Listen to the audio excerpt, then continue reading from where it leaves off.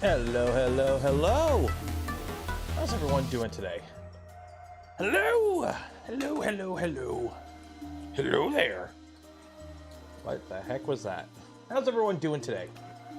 It's Tuesday, my dudes. Got that. Audio should be good. We got the cameras. We got that camera. We got the okay. This one. We're gonna move you. You're gonna. Oh no, no, you're gonna stay there. You're gonna come down here, and then you're gonna shrink. Oh wow, that color is wow. Them color accuracies. And then there's the overhead camera. Sweet. Cool. So we got all this. Sweet, sweet, sweet. Cool. Everything should be working today. Knock on wood. Everything should be working, hopefully. Hopefully. How's everyone doing today? Did I miss anything? Mike. Oh, shoot. Nope. What are you doing? What are you doing? No. Why are you playing copyright music, Spotify? Okay. There you go. Okay. We do not play copyright music here. Now I'm gonna have to deal with Sony BMG. Ugh. What are we doing today? Is there an NDA? I cannot comment if there is an NDA on anything that may or may not exist. Glomar response. But if such NDA were to be enforced, I would be required to abide by it up until the time which the NDA is over, which, you know, I don't know what time that would be, but noon is in 54 minutes for some reason. I don't know. I like turtles. Okay. So what are we doing today? We are carrying on with the Milo CNC build. What is the Milo CNC? It is a CNC machine. It go burr, it make chips. But that, where is it here? Where is it? There we go. There's the link. Visit site. There we go. Got that. Got that. Okay, Milo. What? I already have it. No, I don't have it downloaded because different computer. GitHub. There we go. So yes, we are carrying on with the Milo build. Last Friday, we did part 1 of the build series, and we got the X-axis put together. So for those wondering, the current status of this machine, it does that, and it does that. It does that, does that, does that.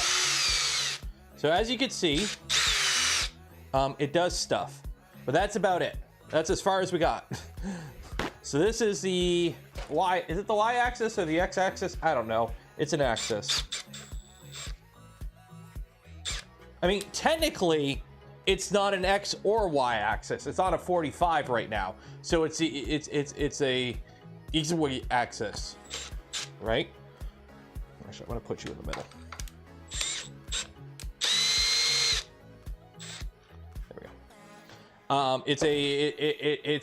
It could be X, it could be Y. I mean, heck, it could be Z. It could be a Z axis right now. It could be whatever axis it wants to be. This isn't Texas. Okay, so let's download the manual. Download. There we go. Cool. There we go. Open that. Sweet. Sweet. Okay. So we left off right near the very end of this. Because we built this and we got to all the way down to where did we get to? So we're just going to carry up right where we left off, which is put this little doohickey together.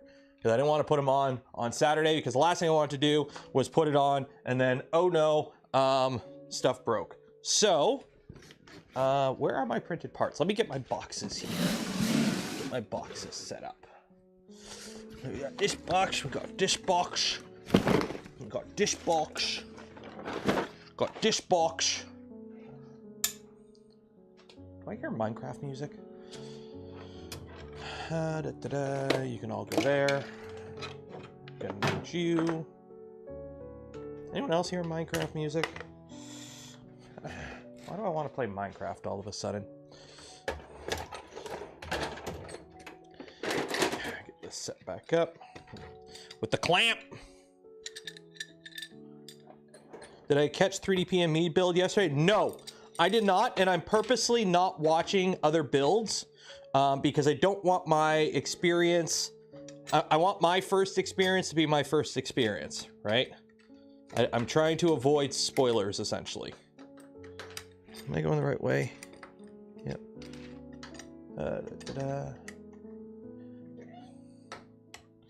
Fixing the sound made me British. I'm British now. I'm British. Okay, so we need some heat sets. Where are the... Ah, here we go. Got my trays. Got my screws. Got my nuts. Got my washers. Gonna have to plug you in. Yeah, come over here. Get over here. Plug you in. Turn you on. There we go. I think you left some parts underneath that white sheet. Really? I'll check later. I'll check later. I'm a little busy right now, but I will check under that sheet later.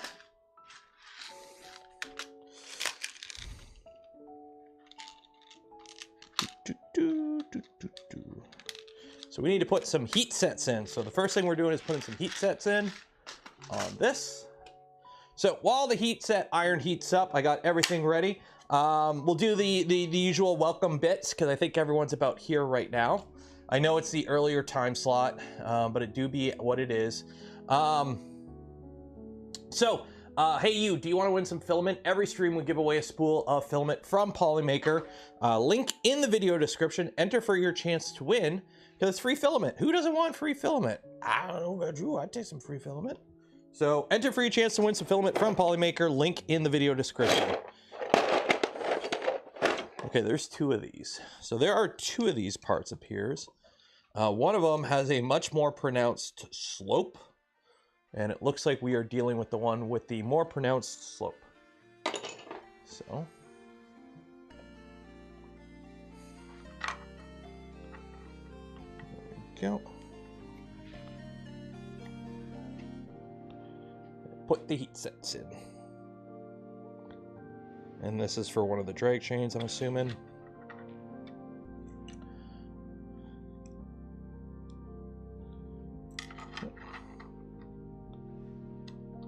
And then started getting everything ready for this week's video. This week's video is surprising. Not a damn thing of 3D printing in it. We're doing an electronics project for this week's video. Why? Because that's what I want to do. My chair, I do what I want. The sheet to get pulled later for doggo reveal. No, doggo's inside sleeping. He's eepy. And tomorrow is his birthday, I think.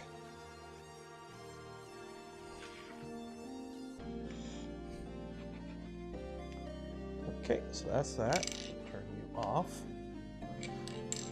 Now, where does this go? Fasten the Y drag chain on the left side of the Y axis is an M512 button head and a T-nut. Okay. So M512, are you an M512? You are not an M512. Are you an M512? You are. So that, and then I need M5 nuts. That's a lot of nuts. Okay, so this goes on over here somewhere. So we can mount this kind of wherever we want. I think it's pretty agnostic to where you mount it. Ow. Don't hold the thing with the hot metal things in it with your hand. You're gonna have a bad time.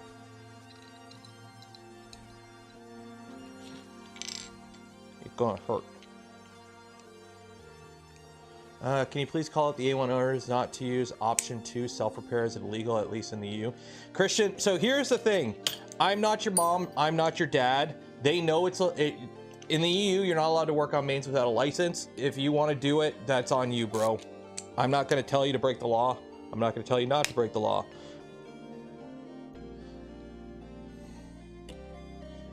Like, follow all local safety regulations to keep and do everything you need to keep you and yourself and your family safe.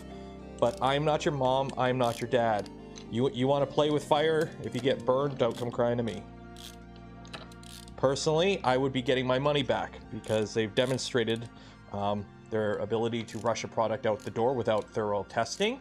So I wouldn't be buying into an ecosystem like that with a product that can have that big of a flaw. But that's just me, dog. You do you. Okay. Fasten one end of the end link of the drag chain to the y-axis using M36.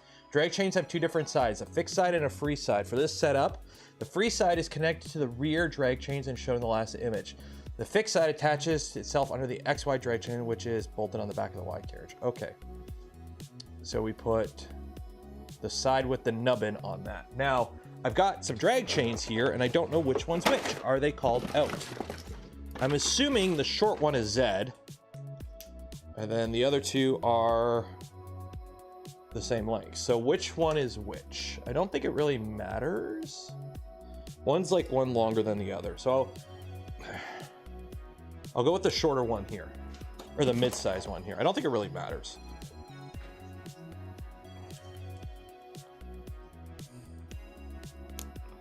So get the ends off.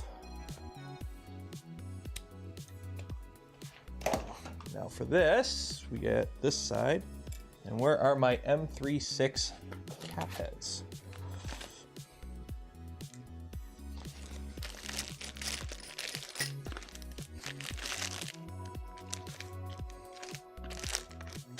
M36 cap heads, M36 cap heads, M36 cap heads, M36 cap heads. There we go, M36 cap heads. There we go. And then also, I printed more of these.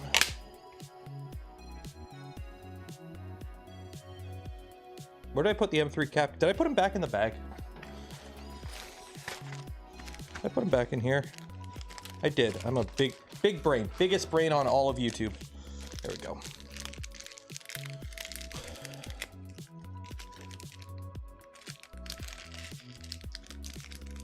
Go. Now, where's that little... Where'd the screwdriver go? Haha.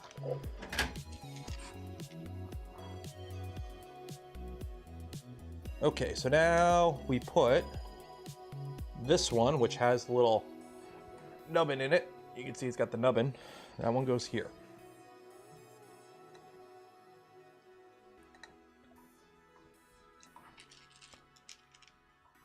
Did I use concentric infill? No, I used whatever default is because I just loaded them up and printed them with a pause at a certain point to change color.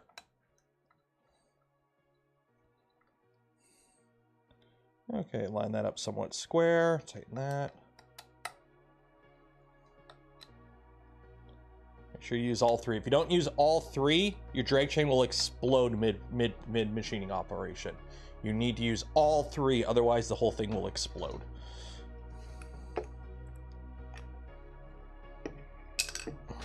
Now on this side, this guy goes here.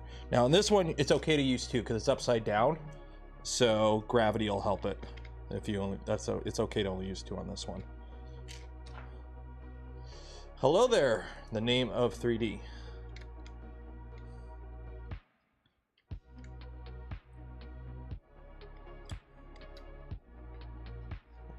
There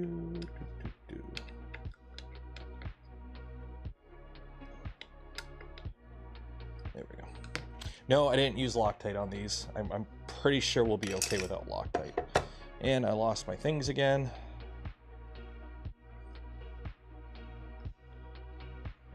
You don't really need these. Like, I use pretty heavy grease in the ball bearings anyways, so it's not like they're gonna just go flying. How is the build process? I don't know. 000100100 plays. We're in the process of building it right now, but so far so good. Tip, it's a good time to mention that little cutouts that you may have noticed scattered around the build are for your zip ties. Use these cables where necessary. Cool. Cable chain installation optional. If you wish to install the rest of the cable chain to complete the wax, but it is often easier to install your X motor and then feed it through. Okay, yeah, so we'll do that later. Also, I probably should have put the motor the other way around because my wires come out there, but it doesn't really matter. Or actually, no, that doesn't matter. Yeah, so we'll leave that there for now. Next, X-axis assembly. Sweet. Cool. Cool. So that's that. Sweet. Okay. How's the cameras? Or should I... No, cameras are fine. We ended up just swapping the whole computer because, you know, if something's giving you a problem, the easiest result is the thing that's giving the problem, banish it to the shadow realm and just get a replacement. So I got a completely different computer out here for streaming now, which is why the background's different. That's not that. That is that. See, different background and older version of Orca Slicer. Okay. So for this, we need to fasten the MGN 15 rails to the extrusion by screwing the M310 socket head cap screws into the spring T-nuts in the profile. So this is the, which extrusion is this?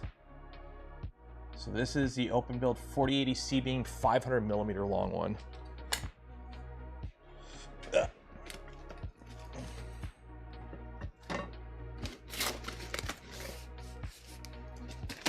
Okay, so which one's the 500? Is it this guy? Nope. Which one's 500? I'm assuming it's this guy. Yeah, it's this guy. How do I know? Because it's the only one.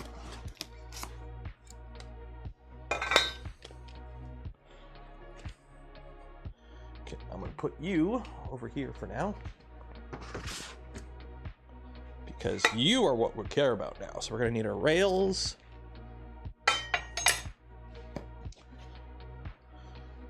We're gonna need our locators.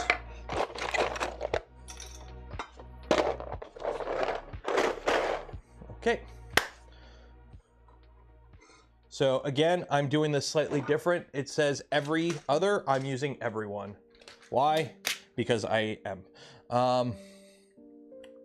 Which means I need a lot more M310s, which I'm actually running low on M310s. I'm gonna have to buy M310s. Okay. So fasten the MGN 15 rails to the extrusion by that. Okay, so these just go right in the middle, I'm guessing. Yep. So these are pretty much the exact length of the extrusions. So how many do we need? 1, 2, 3, 4, 5, 6, 7, 8, 9, 10, 11, 12, 13. Go.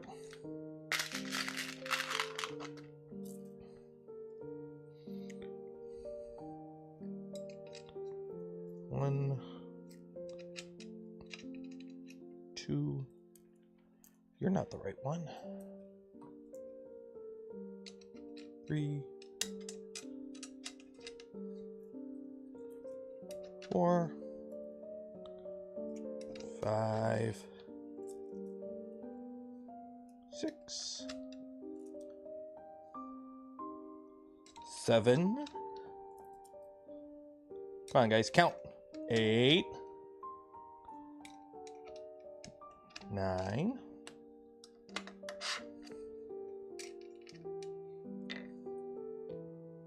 10, 11,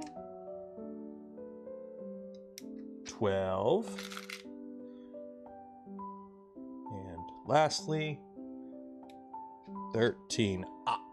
Okay, so now we do the thing where I line it up. 1, 2, 3, 4, 5, 6, 7, 8, 9, 10, 11, 12, 13.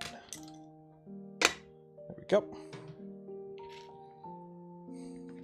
Now, what I like to do here is when I do these ones, I start them loose and then switch them to a more rigid one. Like, start them loose, get them all in, and then locate them. Because this way, if you start them loose, you can kind of wiggle them around if you don't have it lined up perfectly.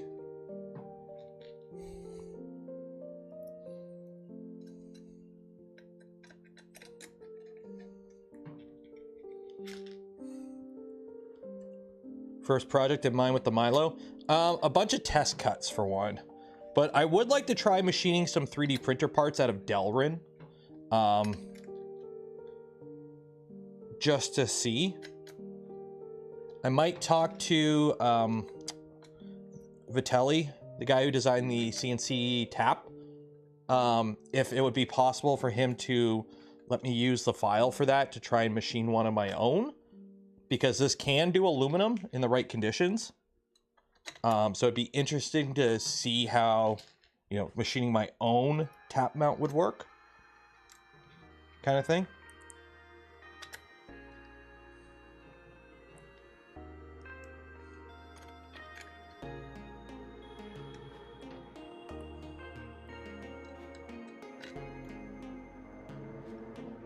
Also, guess who forgot to put Loctite on all of these? So now I got to put Loctite on all of them.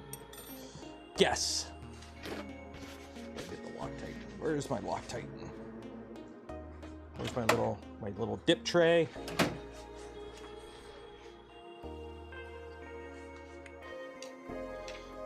What's the equivalent of a benchy for CNC? There really isn't one. There really isn't one. A benchy is like a straight up 3D printing only thing, kind of. CNC XY mount. Yeah, it'd just be interesting. Like, I wouldn't want to, you know, like, I know he put a lot of work into making those things, so it's not like I want to take his stuff. But if it's like, oh yeah, you can use the file and just kind of machine a one-off for yourself, I'd be like, okay, that'd be cool. Machine a benchy. This isn't a 5-axis. You wouldn't be able to machine a benchy on this easily. Like, yeah, you know, with enough time, yeah, you could machine a benchy on this. You'd have to do multiple setups and hopefully not lose your zero between operations. So yeah, you could machine a benchy.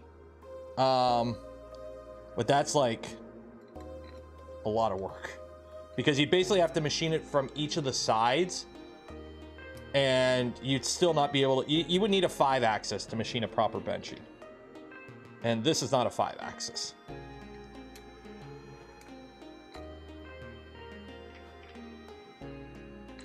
So again, every screw for this, you want to use Loctite on.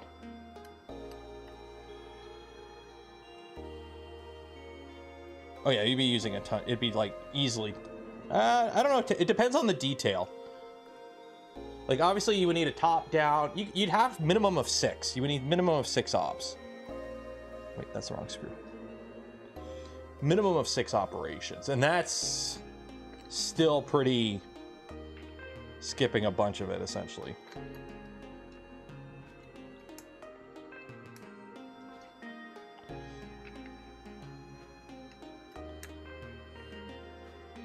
Completely machined Voron one. People have done it. There's been Voron kits that are fully machined that you can get off like AliExpress for years now. They don't really work too well because some of the parts are actually designed with flex in mind. So like you're supposed to have some flex and some stuff, especially for crash damage prevention. Like one of the things I like about, you can buy CNC tap kits, but a lot of them are literally just like the normal printed parts just machined. The reason I like the Vitelli ones is they have printed parts still involved in their design, and those printed parts are the fail-safe. So if you do a Z-negative China, the printed parts break first, and you can fix them because you can rebuild them with, you know, just print new parts. So, okay, so put you on. Got like a beard here that keeps poking me in the nose, trying to like, no, go that way. 5-axis Voron when. I mean, that would require that we actually put out a Voron CNC first, because it's not like you don't come out with like a hobby level CNC and the very first one is a 5-axis. Make sure that's flat. There we go. Start in the middle and work your way out.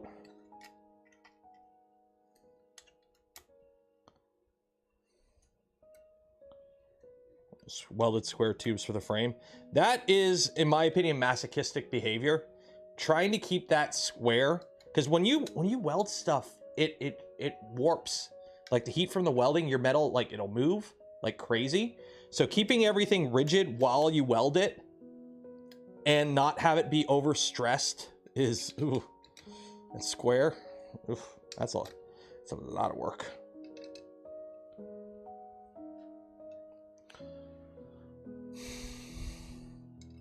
Five-axis shower win. I'll let Max know he needs to get on it.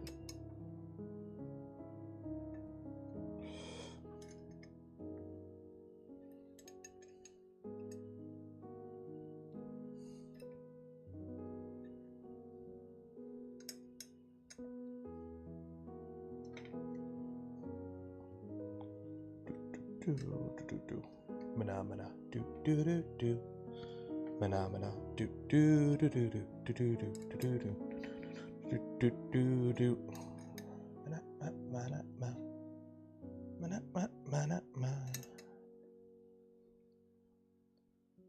The fixturing, yeah. Oh, that's the other thing. Fixturing a benching once you have like 5 sides of it milled. Yeah, good luck. Good luck. There we go. One side done. Ah. Now we spin this right round, baby, right round. Do the other side.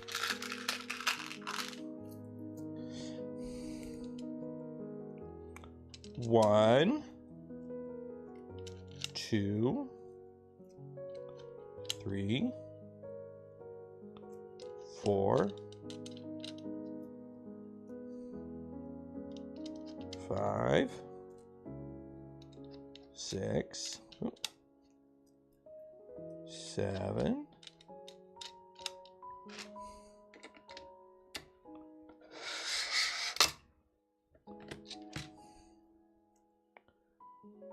8. Oop, nope, you're 5 mil.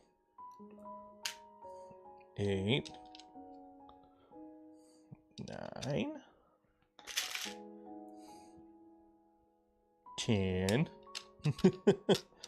This is the quality content you guys come here for. 11, 12.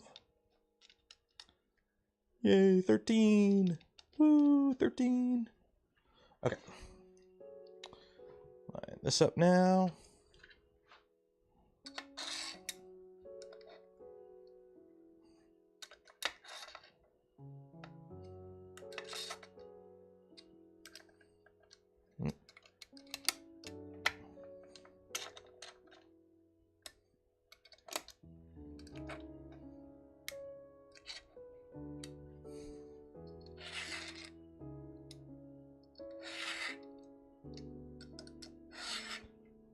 Go.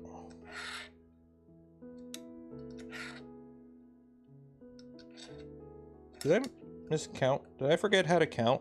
I forgot how to count. Numbers are hard, and I forgot them.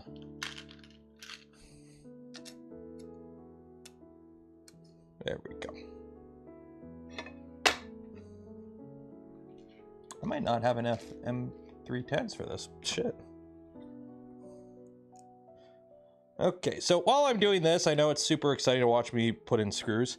Don't forget, we do have the filament giveaway at the end of this stream and every stream. So if you haven't entered yet for your chance to win some Polymaker filament, link in the video description, enter for your chance to win. Also, while you're down there, there's affiliate links. Don't cost you anything extra, go a long way in supporting the channel. So, you know, if you do need to pick up a bunch of that Polymaker printer chow or random stuff off AliExpress or whatever, check out the affiliate links. And if you want to help support the channel, the content I create, and the things I do directly, consider becoming a channel member, Patreon supporter, or gifting memberships to others. Those are all great ways to help out. You get access to videos early, usually a day early, or whenever I finish editing them. And you get to hang out with us when we do our monthly members-only live streams.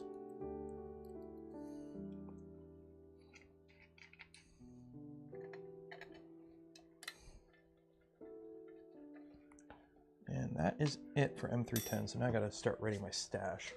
I gotta go through these. This is what I gotta do. I found this. I've got so many boxes of, like when you build a printer, you get like the, you know, the screws that come with the kit. And I've got so many of these boxes of just like leftover screws. So I need to like get rid of like M38s, M38. Do I have M310 in here, or do I gotta go read the stash? Yeah, I gotta read the stash. So I gotta go through like all these boxes and like collapse all my like everything back into acro bins. Morning, Apulo. You get your thingamajig printing yet?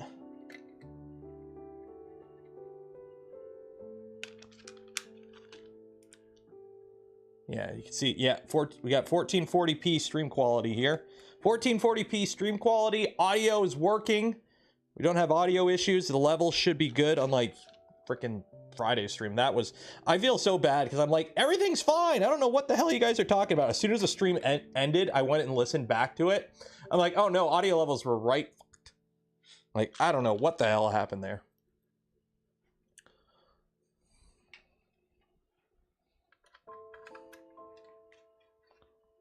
Oh, acro. Yeah, if you don't know what an acro bit is,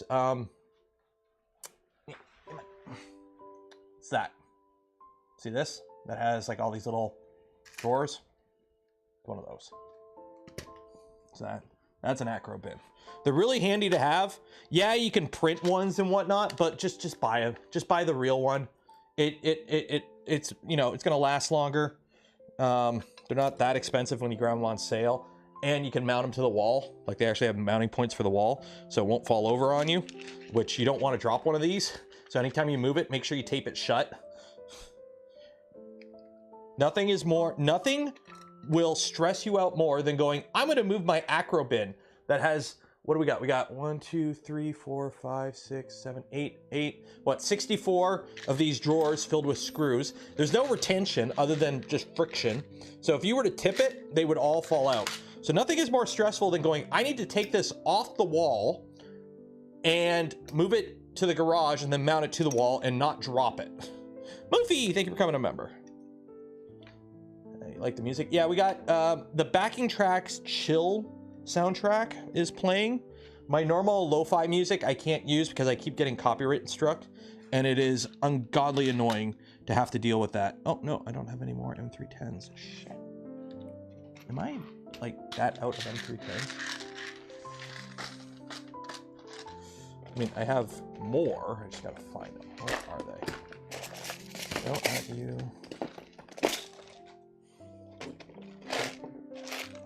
Because I gotta just organize all these.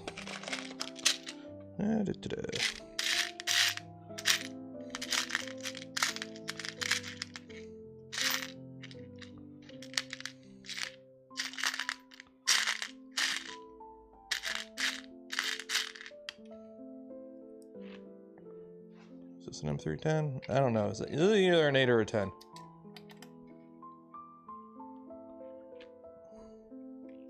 Yeah, whatever. That'll work.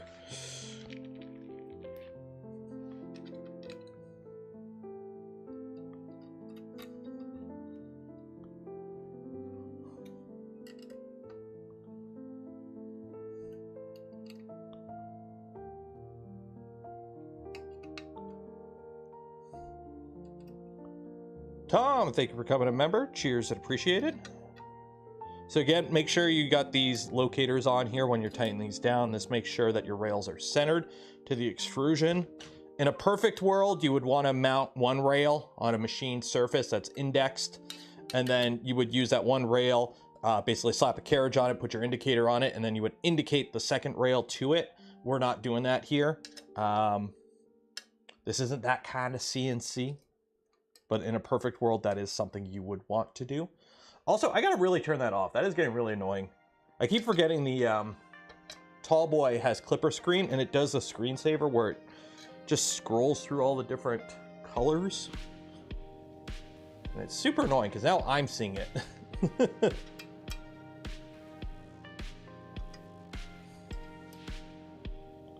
Unprecise CNC. It's not unprecise. It is just not that, it's not that level. How do you turn that off? It's in the settings somewhere. You just got to go in the settings and play with it. Because like this one doesn't do it. Move the box back a bit. There we go.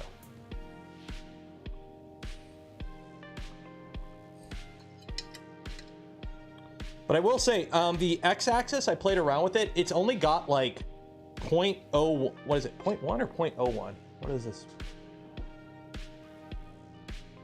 0.01. It's only got like between 0.01 and 0.02 of play. And that's me pushing on it. So that's with like, that's not just backlash, that's like deflection. There we go. So it's I'm surprised how rigid that setup is. Okay. So we got the 2 rails on. That is that. Those are now mounted.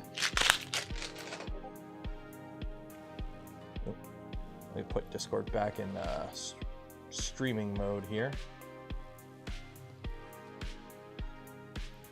Who is adding me? Oh, moderator chat.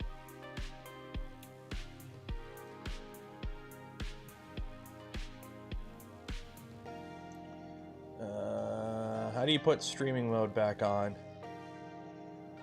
Where's streaming mode? Is there a button I can hit to put streaming mode on? Yeah, whatever. Anyways. Okay. So we've done that, mounting that. Okay. So now we need to do the F, and 608 stands for flange. The flange on the outer 2 bearings allow it to be pushed in. Okay, so. And then heat sets. Okay, cool. So let's put you there. Let's get that part, which is a printed part. Is it this one? No, this is too big. This one. No, this isn't it. No, this is it. Okay. That seems really big, but okay. Oh no, these are 2 separate parts. This is 2 separate parts. I'm looking at this and this. This is 2 separate parts, yeah. Okay. So we got that. Okay. A little cleanup.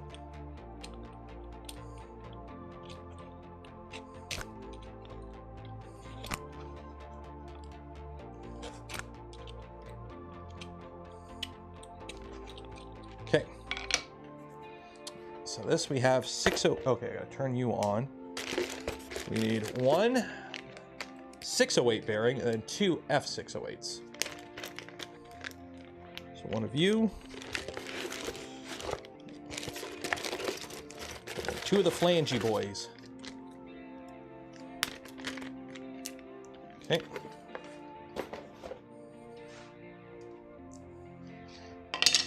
So this should just snap in there.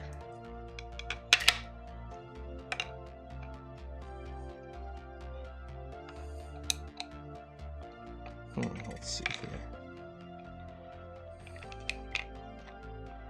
Okay, so this side is tight. That side's not. Okay, so let's.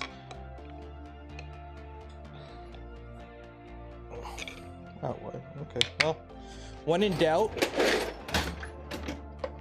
hammer time.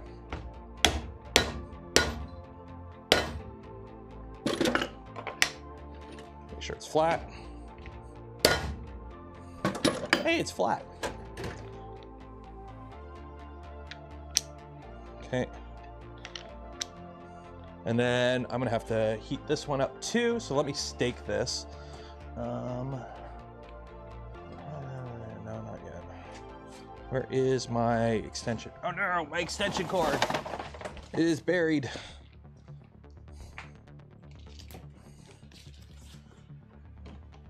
If only I didn't have this thing under the curtain blocking my thing. Oh well. Yeah. Come on. There we go. Power. Okay, so that's that. I'm gonna stake this. I'll show you what that means later. And now for this one, we got 4 of the big ones and then a bunch. Oh, and then we got little ones there. So let's grab this, make sure I use the right ones this time. Because last time we used the wrong ones and chat was like, you used the wrong ones. And I'm like, what are you talking about? I used the wrong ones. Well, I used the wrong ones. So now M2.5 heat sets. These are little heat sets. Logo looking good. What logo? I don't have my new logo yet, unless you're referring to something else's logo.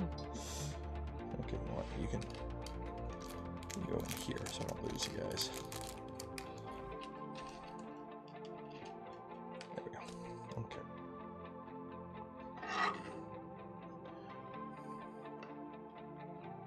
So these two go right in there. Okay.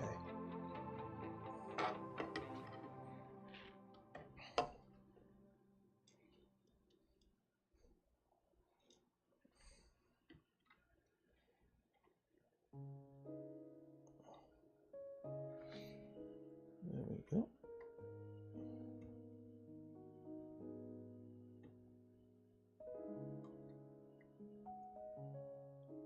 Get in your hole. Come on. There we go. Easy peasy.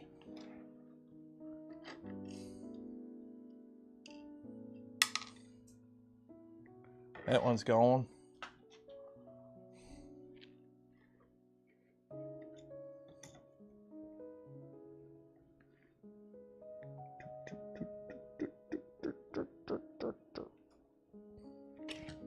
Assuming these are for drag chains, so.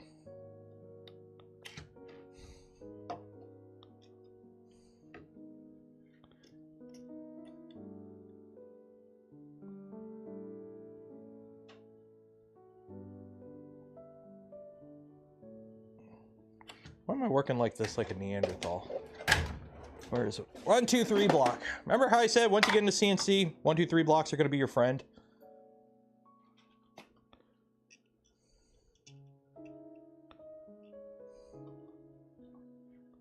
Once you get into machining, you're going to want 1, 2, 3 blocks. And once you have them, you're going to be like, how did I live without 1, 2, 3 blocks? And you're going to be like, I did live without 1, 2, 3 blocks, but it sucked.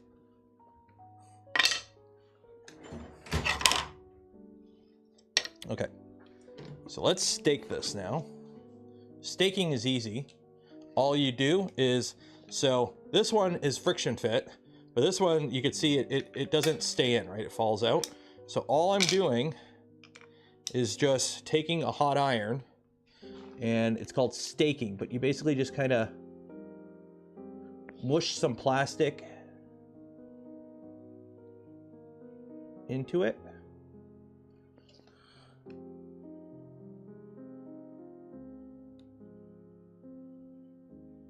And it just kind of, just enough.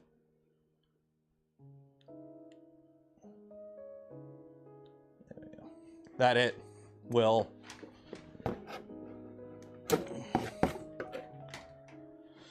keep it from falling out.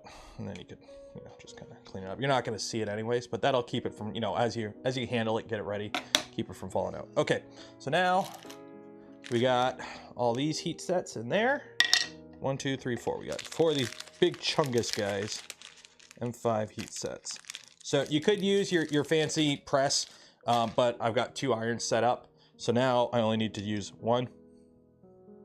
And this part is, this is Polymaker Polymid PC, Polymax PC. I just wanted to see how polycarbonate worked for this kind of application. For a motor mount on a CNC, we'll find out. But it is annealed. I did anneal all my anything printed in nylon or polycarbonate.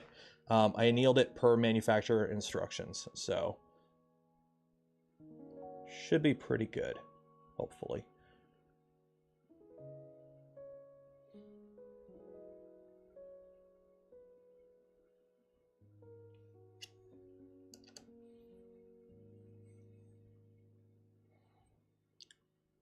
At least that's what we're hoping for. Melty, melty, melty. Melty, melty, melty. Melty, melty, melty. These M5 heat sets take a ton of heat to get in there. Tons of heat. Also, you are going to see some slight variation in print design because some of the LDO kit specific printed parts are slightly different than like the original Milo kit ones. So on this one, you can see I've got this extra little detail here. This is what the drag chain mounts to. On the actual stock part, you can see there is no detail there. It's just flat.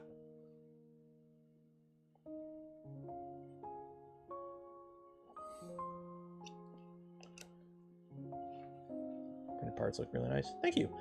They were printed on, anything black was printed on one of my V2s, except for these weird accent parts. They were printed on Toasty. So the parts that were printed in carbon fiber, polycarbonate, or glass filled were all printed on Toasty. All the just generic black parts were printed on the LDO V2 with a 0.6, or actually, I can't remember. It might have been the Trident. I honestly can't remember what I printed what on anymore.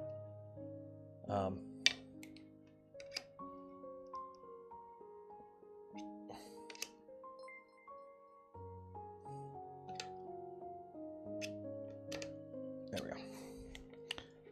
Oh, Joseph. Hi, Joseph. Thank you for becoming a member. Hey, Joseph. Cheers. Appreciate it. I don't know where I put my... Oh, that'll work. Is that short?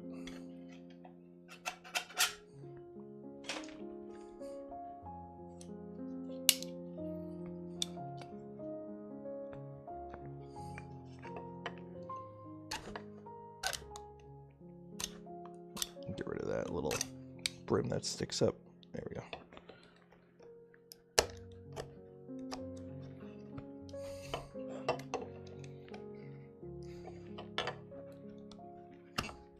There we go.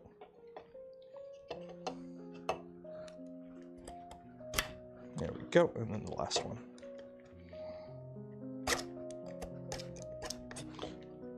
Nice and flat. That way when we set the motor on it, it'll sit flat. But yeah, you can see here on this one, the drag chain mounts are right next to the limit switch.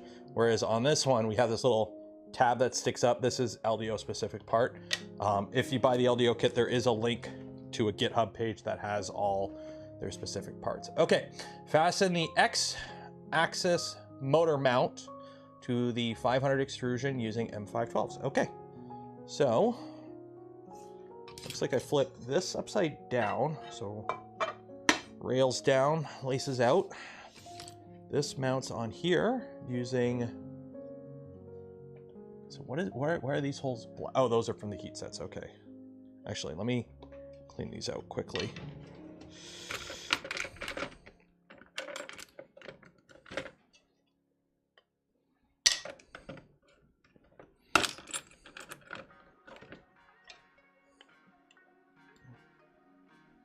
Actually, no, that screws in from that side, so we should be okay, I think. Yeah, we should be okay. Because the motor screws in from the back. Okay, so this mounts like that, I guess, with two M312s. Okay.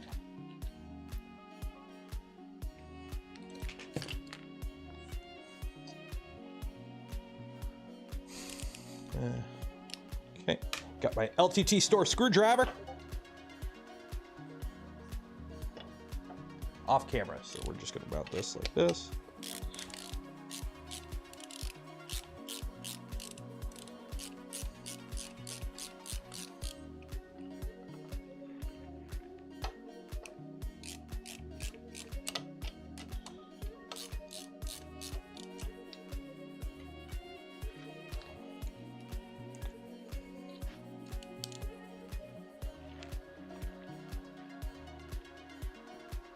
You know what, I'm gonna have to drill these out, I think.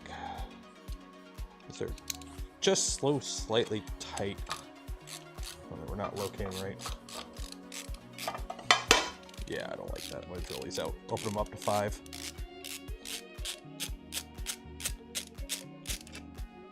Take 2 seconds.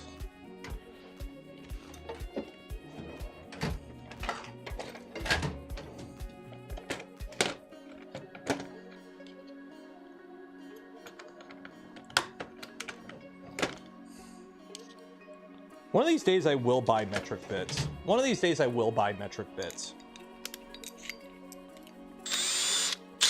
But not this day.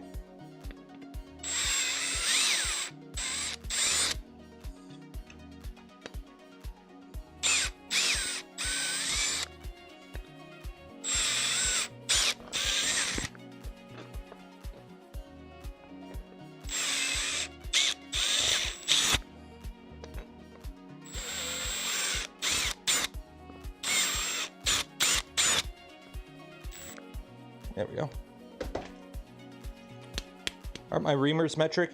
You don't really want to drill out, like, you could use a reamer. The thing is, these are supposed to be clearance hold. So a reamer will cut them out to 5, but I don't want them to be exactly 5. I want a little bit of play there. I need an LTT store affiliate link.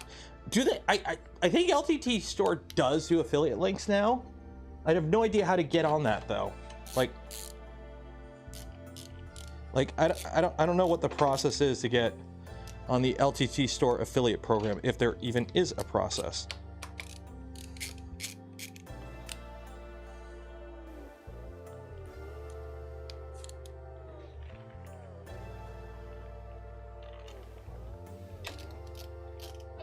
Help if I actually lined up the hole.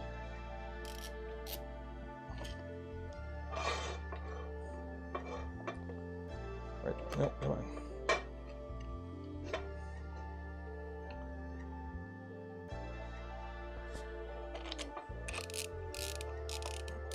There we go.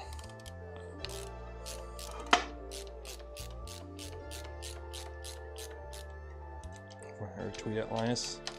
Well, he wouldn't be the person to talk to. He's not in charge of that.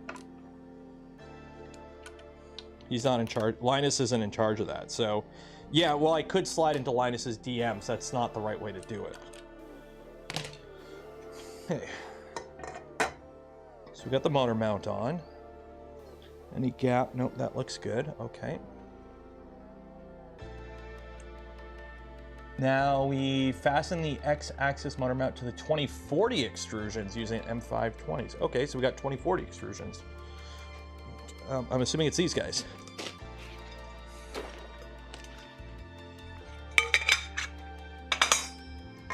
This is going to get thick quick. This is going to get thick quick. Yeah, this is going to get thick quick. So where do these mount right to the outside, eh? Yeah, right on the outside. So they continue the bed essentially. Okay. Loctite. Yes, Loctite. Shit, I forgot about the Loctite. 1 second. Forgot about the Loctite.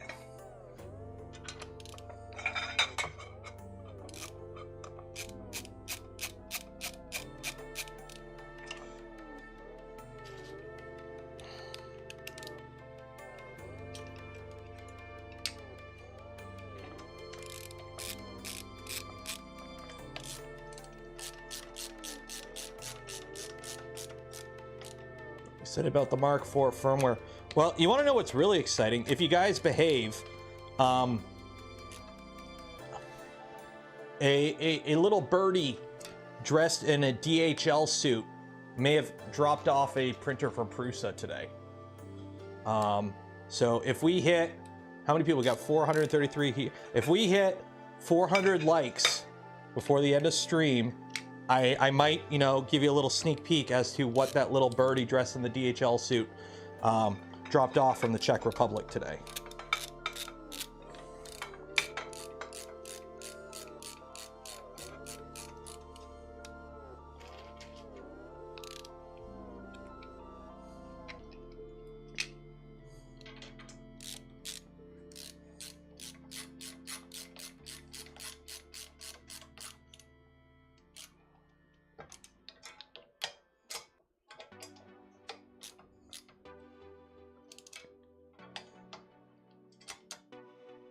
That's what I said, from the Czech Republic. That's what I said, didn't I? Okay, so that's that. That's that. That's that. Okay, let me put some Loctite on these screws. Is it a small box? I don't know, it's a box. It's actually, I got 2 boxes.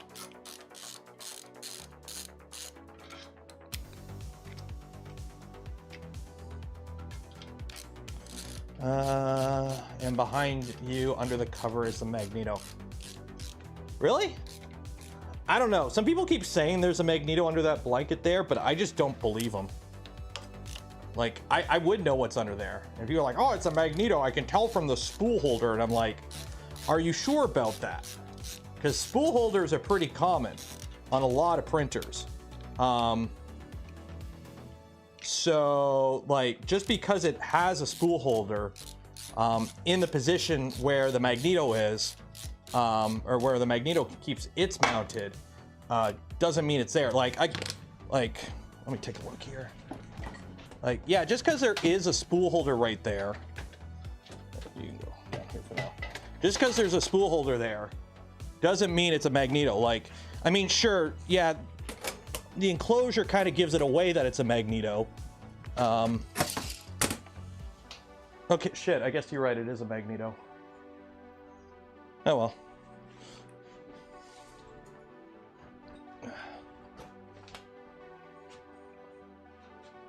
Ooh, there's your teaser. Hey, look, it's a magneto. Surprise! Now, will you get a closer look at it? No, we're building a CNC today. That isn't the focus. Pay no attention to the magneto behind the curtain. And by the way, it does look better in black. So in fact, let me. Here, I'll give you this. I'll give you this.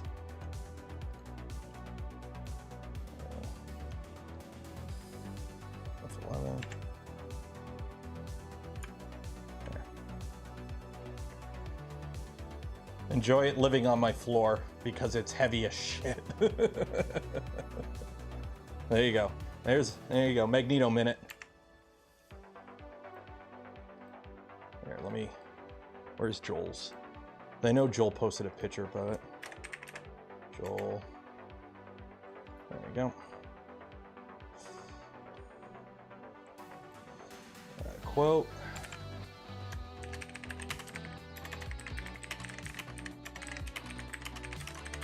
There we go. Cool. How does it print? Pretty good. Full disclosure, I have a pre-production beta unit. I am beta testing it. It's been a hot minute since I've done beta testing on anything. I am beta testing it. We've already discovered a few things that need to be fixed. It's a first revision unit. I have a pre-production. Joel has a newer unit than me. But if you're wondering how it prints, this print has been in the background for a bit, so the print's pretty good. I literally just enclosed it like yesterday or the day before, so. It prints pretty good. Prints pretty good. It lives on the floor because it's so damn heavy I wasn't going to bring it downstairs. It lives on the floor. But anyways, today is not talking about that. Artifacts on the XY. Beta unit, we're still tuning stuff. It's gotten better since I got it, put it that way. So I'm not going to go, I'm not going to go deep into it because I have a pre-production beta unit that is still being worked on. The profile still being developed. It prints pretty dang good, I will say. What have I printed on it? The helmet I printed on it. This was printed on it. I printed a bunch of stuff on it. I got a mask right now, but unfortunately, I made the big boo-boo of leaning over the printer and I hit the E-stop. So I have a, I was printing a helmet. Can I get it off the bed? Yeah. So I was trying to troubleshoot an issue. Again, beta unit. So I was printing a helmet with some PLA way too cold. So one of the things we're realizing, you got to print hot with PLA. So I was working on a helmet, but then I leaned over the printer and I hit the E-stop because the screen's right here. And unfortunately, you can bump it with your knee and hit the E-stop. So I bumped it and hit the E-stop, and yeah. But I mean, Also, this is some really wet PLA. Reprinting an ABS after. But anyways, it is what it is. It's a beta unit. Andrew, $10, cheers and appreciate it for the bonus engagement fund. Awesome. But yeah, so first initial impressions are, I think those that pre-ordered will probably be in for some fun. It is a good printer. It's definitely a new printer though. So it needs nothing that hardware wise I think is an issue. It just needs some like tweaks and adjustments to the config and the profile. But initial impressions are very good, especially for a large format machine using linear motors. Ready? Menu, homing. Do I have nothing on there? Oh, I gotta get that off. Let me put the bed back on. Now, you're not gonna be able to hear it because I got the noise canceling on and everything. Home all. Like it is loud, but it's the loudest part is the fan. It's got two 40 mil blowers for part cooling, and they're higher speed than normal 40 mil. I don't have the current air system in it, but it cools enough. Put it this way, I don't run the fan at max, put it that way. But yeah, anyways, back to this, because this is what we're working on. Oh shit. Okay, fasten the X-axis table support to the C-beam using the M512 button head cap screws and spring T-nuts. Okay, so we flip this over. And then I think I grab all of these. I've got a whole bunch of these parts. 1, 2. Rat rig fan loud. I'm gonna say no because I have it enclosed now. The rat rig one is louder, I think, and I think it's just because of the way it ramps up and ramps down. Okay, so how do these mount? There's like 3 different sizes, I think. Yeah, there's like, yeah.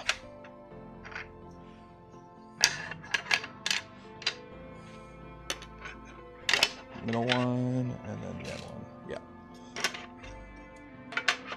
Okay, cool. But no, I've been, especially for a first gen product, I'm pretty impressed with it. I've had much better experience with this machine and its Clipper implementation than any of the other commercial machines with Clipper I've had experience with so far. So that is pretty good. It is running normal Clipper. Now, granted, it is a forked version of Clipper. So their version of Clipper is based on Clipper 11. They do have a bunch of custom stuff in it for like load cells and whatnot. But they have released the source and everything. So if you want to tinker around, it is available. But it's not on Clipper 12, it's on Clipper 11. And it is its own like fork. So you don't want to update it from the mainline repo. But you could still go in and do all the stuff you want to. Like you have full access. It's running normal mainsail. So it's, you can get in there and do whatever you want.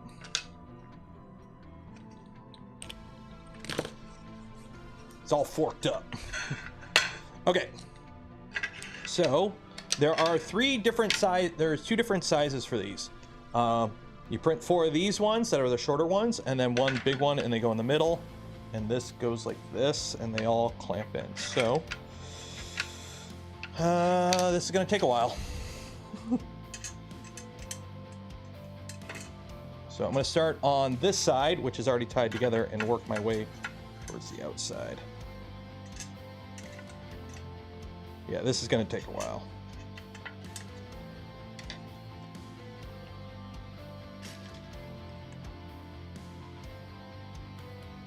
Yeah, that's one of the things. Like the thing is, their GitHub, you can't. I don't have a link to it on hand, but they do have it up on their GitHub, the config, and like the source. So if anyone wants to play around with Clipper with load cells, they do have some stuff in there for it.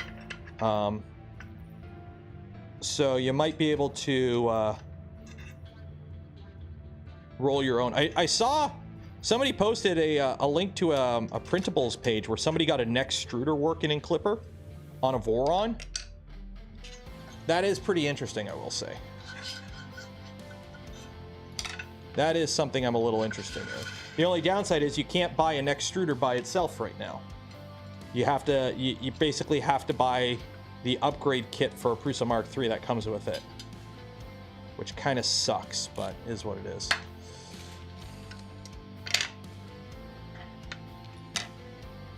It do be how it do, though. It do be how it do.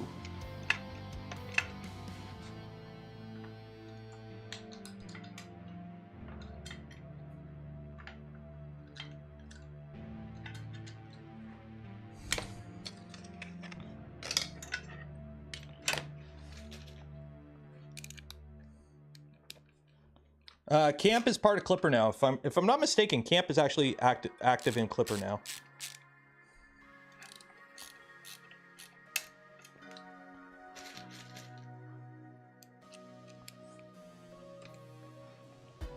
Upgrade option for the XL. Okay. Oh, these are a little. Okay, note to self: drill these out.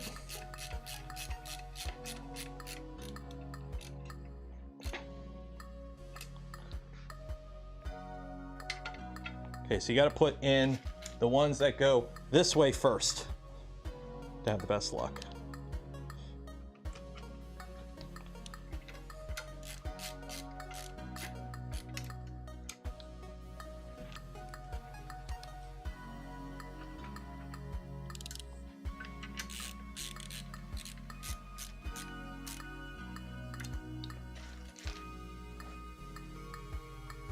€635. Oof.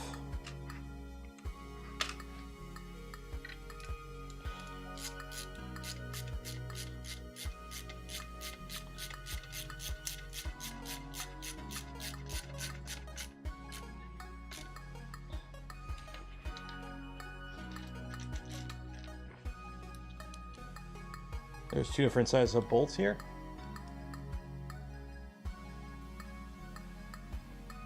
M512. They're all M512. Oh! Those are M58s. Oh!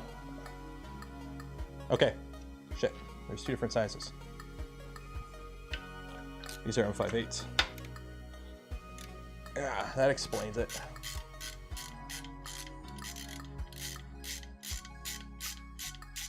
Hey, Steve. How you doing, buddy? I did not realize it. It's like, oh, yeah, fasten it with there. I'm like, okay, there's all the screws that go in there. Oh, no, no, those are M58s.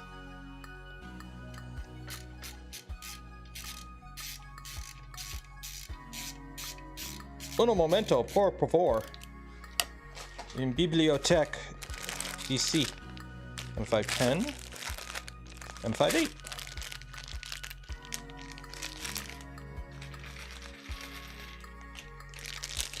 So, you know what I did this morning? I was going to start filming the video, but I had the printer running.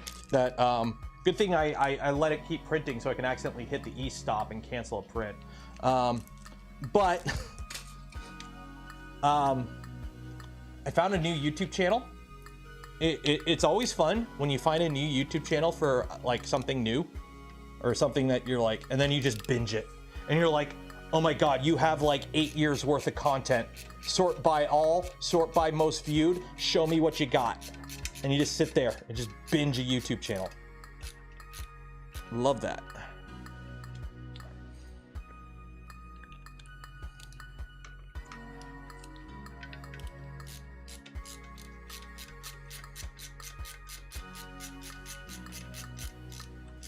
It's like it's like subreddits too. When you get into a hobby and there's a subreddit for it, and you're like, yes, I know I'm gonna be good for the next hour for something to keep my brain entertained.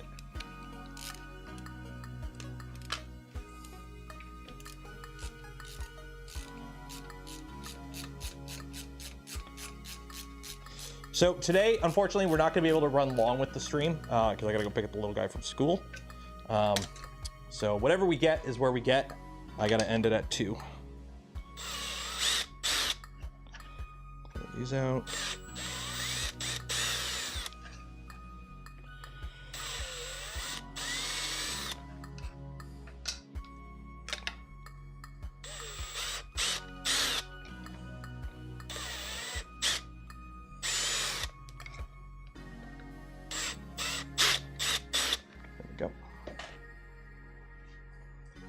I'm bored. Tell me something to print. Start printing stuff for a Voron and build a Voron. After you build a Voron, you'll have plenty to print for the rest of your life. Print in place katana.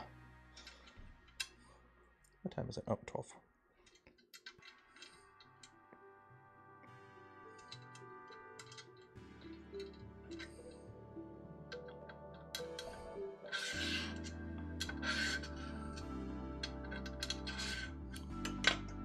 Question for you. What happens to all those printers you've been sent that don't enter your usual workflow? They sit into a room until I give them away at some point.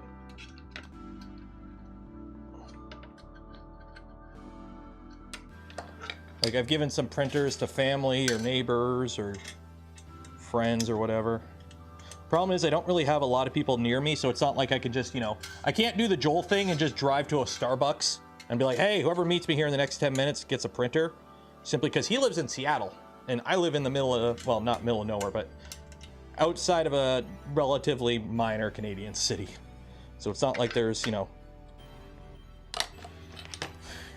tons of people nearby.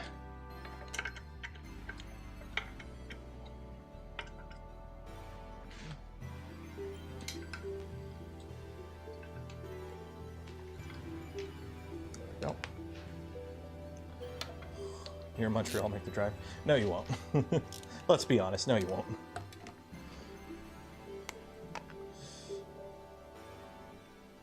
But I do have a bunch of printers I gotta get rid of soon. So. Road trip. I'm actually making my way up to Quebec this summer. I think we're visiting the wifey's family. So I will actually be in Quebec this summer. And I'm gonna try and bring a printer and do an on the road review, because why not?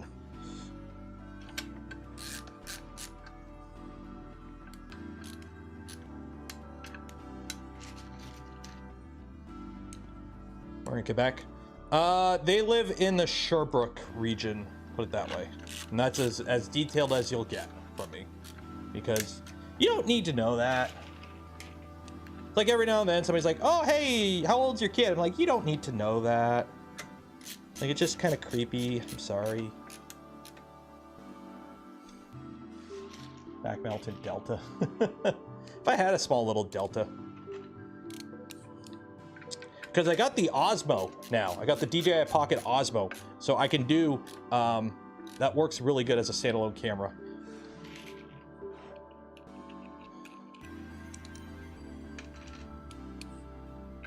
So again, these ones are M12s. These ones are M5.8s. So these are M512s. These are M5.8s for the verticals.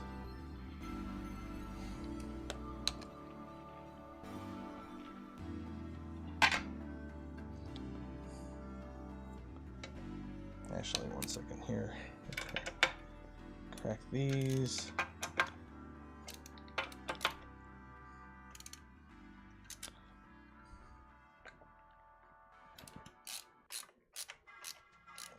Tighten that up.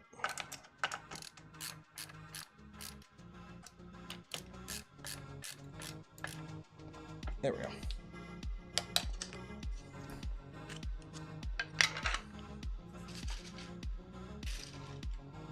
How's the SPV drone hobby going? It's going pretty good. I don't have bandos around me to go bashing in. So I just kind of, you know, the one I fly the most is my LR4. And it's just a little 4S long range quad. I got a DJI Vista unit on it. I want to build a Dart 250, which is a little Delta Wing. I think that would be better than quadcopters for me, just for the fact, like, I don't have stuff to fly quadcopters at. So I'd end up just flying them in like big open fields, which, it's not the most fun for a quadcopter. Like, I bring the tiny whoops to a park. So I fly them around in a park with, like, when the kids are in school. So like a playground there, that's fun. But right now it's kind of the crappiest time of the year to be flying, because it's windy and it's cold. Test. Small Disturbed gifted 10 community memberships. Cheers and appreciate it.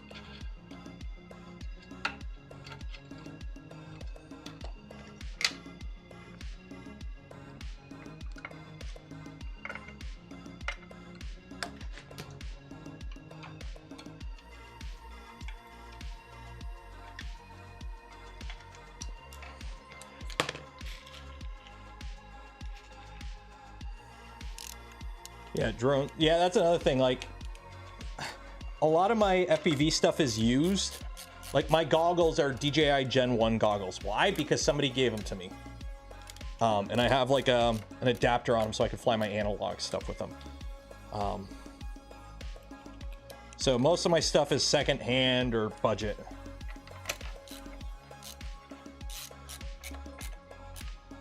Any thoughts on when you'll build that zinc? Oh, I'll be building it. Don't worry. I got all the parts. I got the box somewhere out here. Actually, where did I put the box with all the parts? It's somewhere. Put it on a shelf somewhere. Might be inside. Where did I put the box with all the parts? Oh, I think it's over there. Yeah, I think it's over there. Oh, there it is. Actually, it's over there. But yeah, I got to print all the parts still, so it'll be a little bit.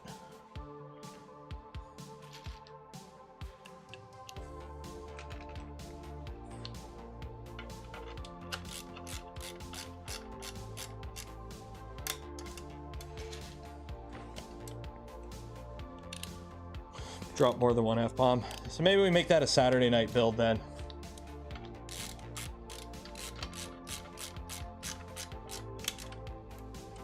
Yeah, that'll probably be a Saturday night build then.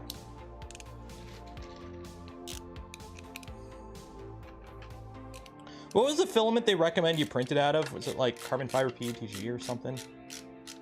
Some crazy printed drones on YouTube. The thing is though, with printed drones, they'll never be as good as literally just some quickly machined carbon fiber sheet. There we go. Okay, so that's one side. So now you do the other side.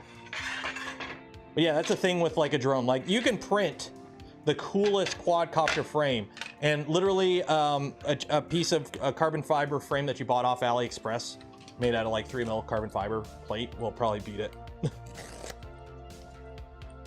I was gonna do a video where I printed a quadcopter frame, and I got like, I was like working on designing one because I was basically taking the mostly printed long range frame that uses like a little 1S, and I was just gonna modify that. And then like halfway through, I'm like, this is all gonna break. Like I printed a bunch of frames to test all the different plastics, and I'm like, yeah, this all is gonna explode on me. Like the moment I bump into anything, it's all gonna shatter. So I'm like, I gotta redesign the frame now to make it beefier, and then it's heavier, and then it don't fly as good. And I'm like, I could just buy a $10 carbon fiber frame kit that'll outperform this. What the heck am I doing? So we'll see. We'll see.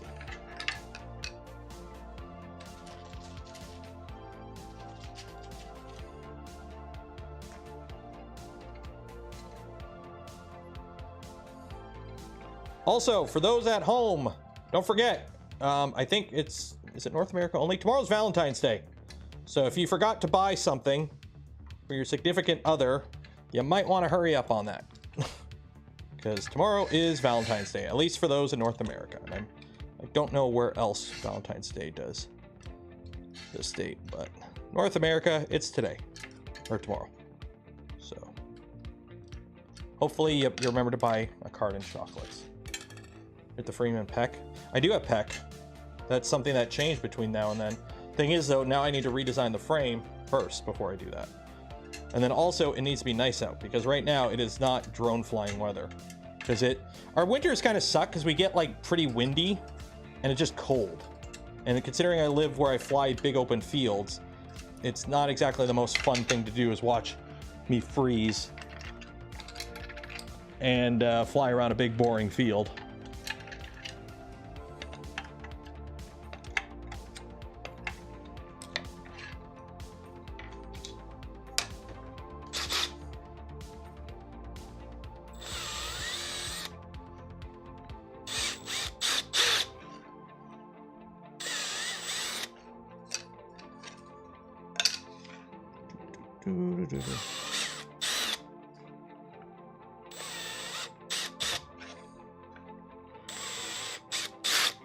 Clarence.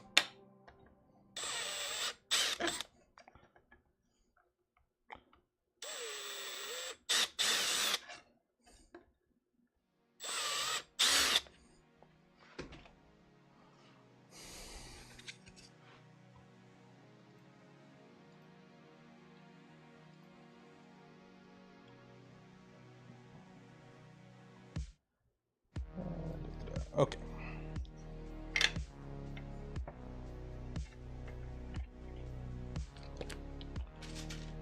Oop, nope. Grab the right screw. Overhead.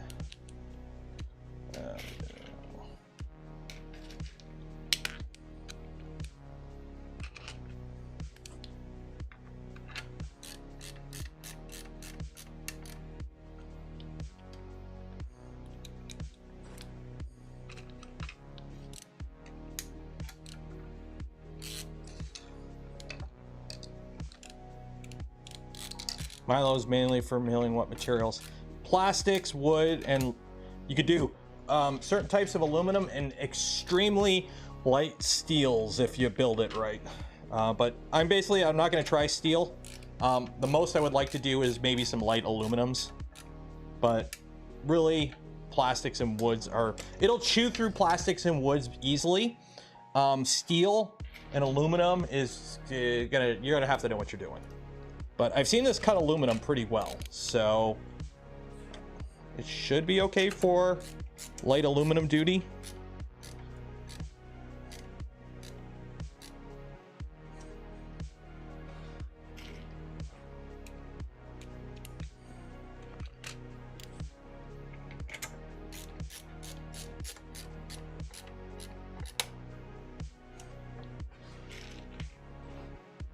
Could it cut brass? Probably. Brass is softer than steel. I think brass is a little harder than aluminum. The problem with brass is gummy though. Like, brass is not fun to cut. Brass is gummy. It's like copper. Copper is gummy.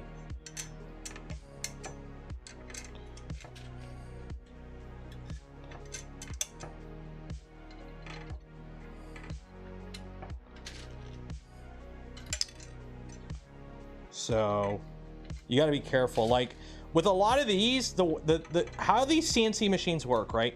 So you have spindles that do crazy high RPM. And if you've ever used a Bridgeport, like you don't really push crazy high RPMs on like a Bridgeport. Yet a Bridgeport cuts through anything because it's so freaking rigid and it's got a huge ton of horsepower in the motor. So it can just, you know, chooch through anything, no problem, because it's a Bridgeport. Bridgeport don't care. But with these machines, because you don't have as much rigidity, and you don't have as much torque, you have to basically rely on a smaller spindle spinning like crazy. And like basically you got to be very good with your chip load. You have to have your chip load, which is like how much material per tooth, per inch, or per revolution it removes. So once you get your chip load dialed in right, this could do pretty good. But again, you do have to remember it is a CNC machine with aluminum frame and a lot of printed parts. So you kind of have to know that going into it and set your expectations accordingly. But you should be able to machine some pretty fun stuff with this. It's just, you know, might take a little bit longer. You might have to, you know, pay more attention to your depth of cut and adjust stuff on the fly a bit more, but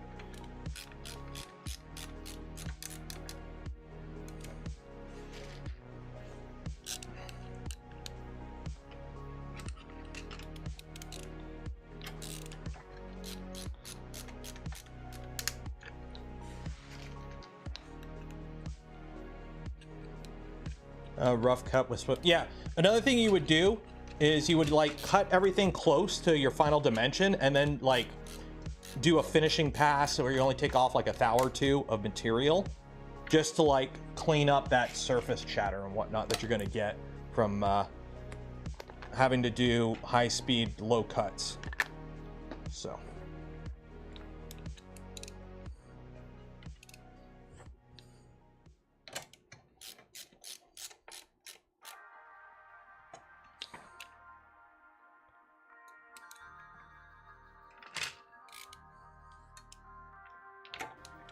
oh yeah, spring pass, finishing pass, same thing. It basically you do one last pass before you finalize the part.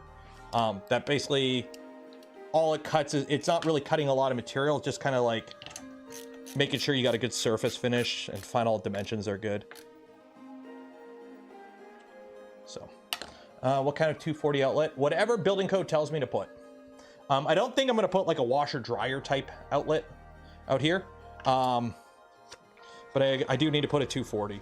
I want to be able to also, if needed, be able to plug in a welder. I don't have any immediate plans to get a welder, nor do I have the room to get a welder. But I would like to have the option that if I do get my hands on a welder down the line, that I can plug one in. And with a welder, you really want 200, you want 240. You don't want 110. 110 welder is kind of eh. Like there's a reason when I worked at the tool shop, all the outlets for welders were 480. They were the big chonky, like the wire, like was that? It was 480 welders. So. Twist plug 240, yeah. It's gonna be whatever, whatever Home Depot has, let's be honest. Whatever the Home Despot has in stock is what I'm using. Or whatever my neighbor tells me to get, because he does this for a living. Well, he used to before he retired. He'd be like, hey Joe, what the f do I gotta buy? This? Okay. Did I do it right? No? Yes? Okay? Okay, we're good.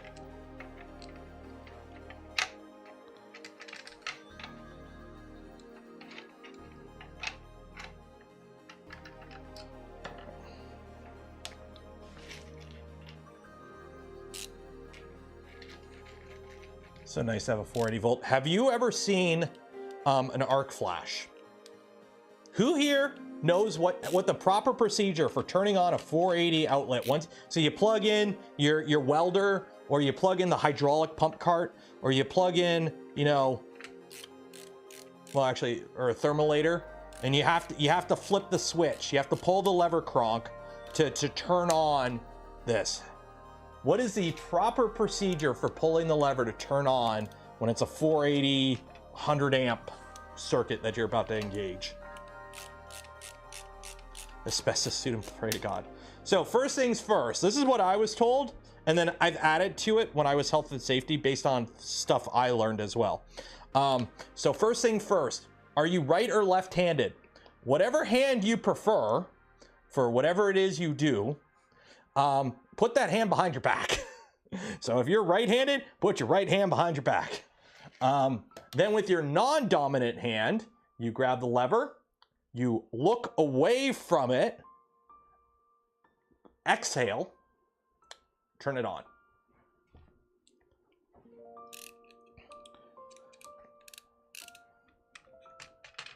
Why do you exhale?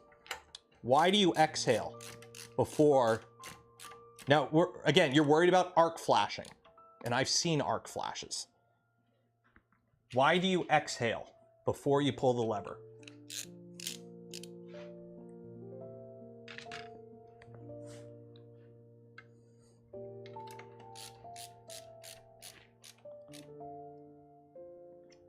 Because you don't want liquid in your lungs? Close. When you have an arc flash, that's basically lightning in the air. You don't want to, when you exhale, or correction, sorry, you don't exhale. Sorry, I was wrong. You inhale. You don't exhale. Scratch that, correction. You inhale. So you breathe in and you want your lungs topped up when you pull that lever.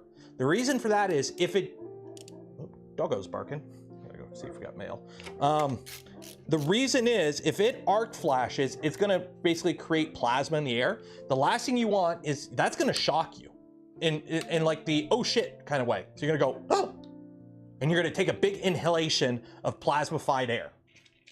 So by inhaling and pre-filling up your lungs with air, you can't shove more air in. So if you go, you won't, you know, inhale a bunch of plasma, hopefully. I think a package was just dropped off, 1 second. What are you barking at? Haha! I have a package. What's in the box? What's in the box? We're gonna find out together. It's got a battery warning on it. It's got the battery warning on it. Don't leak my address. So yeah. So you take a deep breath before you turn on the power. That way, if it does arc flash, your lungs are already full of air, and you lessen the risk of inhaling, you know, superheated air and burning your lungs. What do we got here? All this for this. This is something that I need for my 3DS. Because my 3DS battery is bulged to hell, which you'll find out on Thursday's video. So, brand new 3DS battery. Yay! I need that. There we go. Ooh, it even comes with a little shitty screwdriver. Okay, back to work. Phone. Who replaces the batteries in their phone?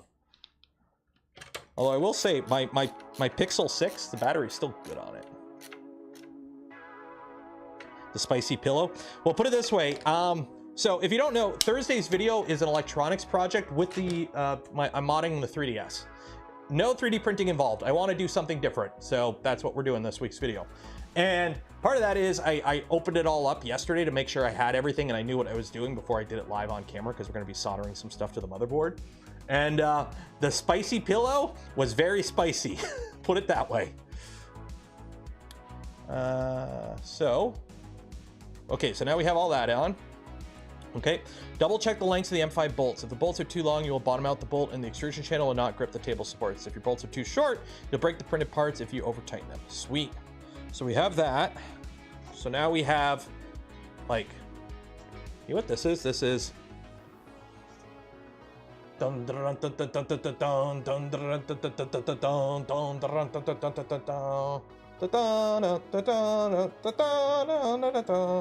I'm gonna get sued now. Look at that. That looks really cool. Not gonna lie. That looks pretty cool. And then there's your bed.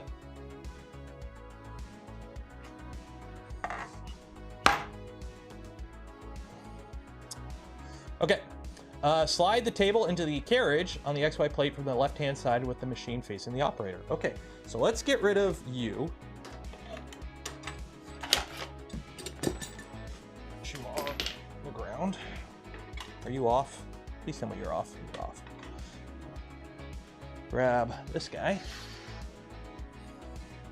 Now comes the part where I go, will it fit? Or do I got to fiddle around with extrusions for the next little bit? Because this was something we had to fiddle with this one, was carriage alignment. And I got a feeling we'll be playing with carriage alignment again. So let's see how this goes. So I did fiddle with this last time, but I don't know if we fiddled with the carriages. This just slides on. I think it just slides on from the left-hand side. Okay.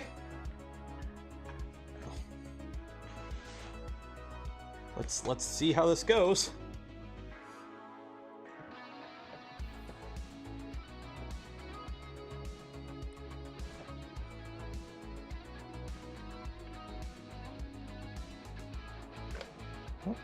Okay. First things first, I've lost my balls. Let me put those little retainers on. Don't want to lose my balls. That would be very bad. Oop.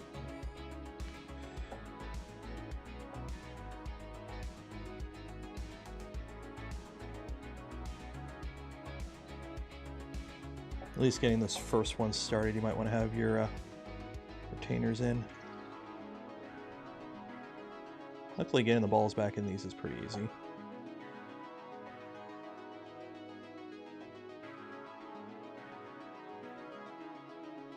Okay. There we go.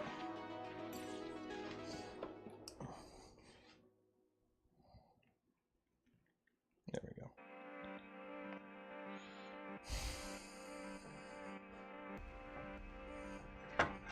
Yeah, don't lose your balls, kids. It's never a good thing.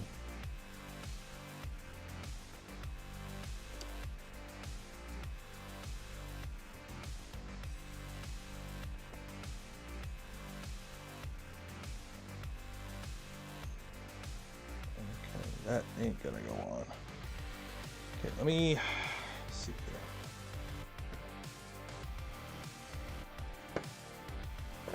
We get about a ½ inch started.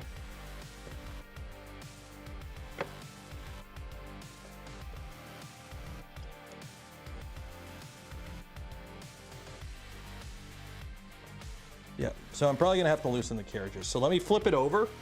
I'll loosen the carriages and then we'll slide it on. So, whoop. So Let's loosen these carriages.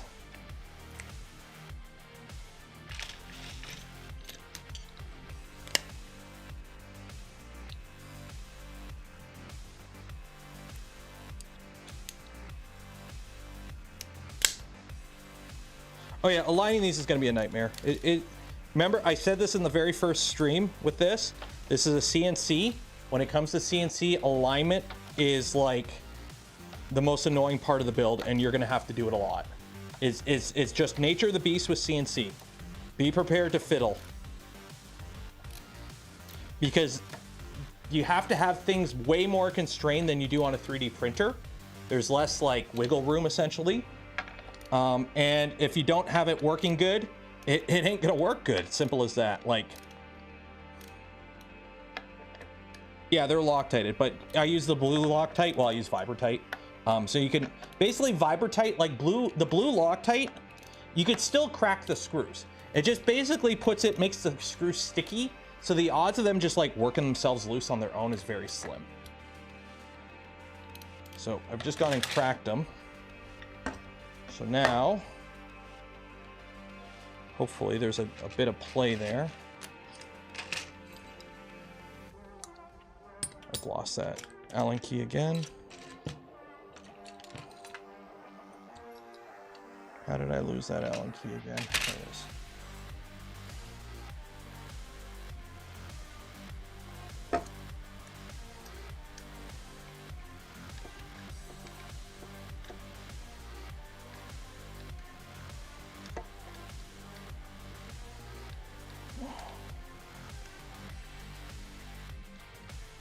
There we go. Okay.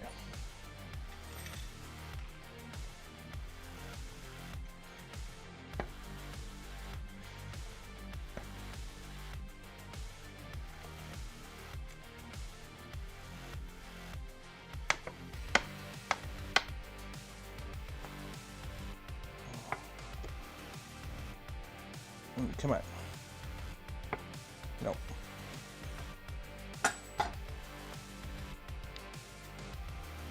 This really doesn't want to go on.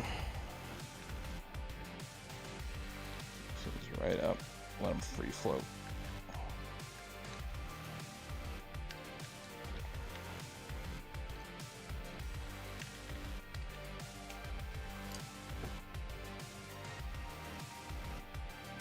There's really not a lot of free float there to begin with.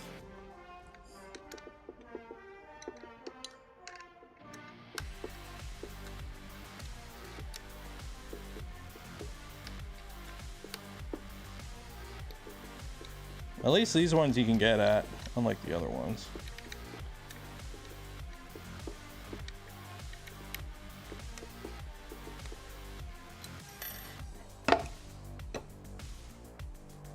Okay.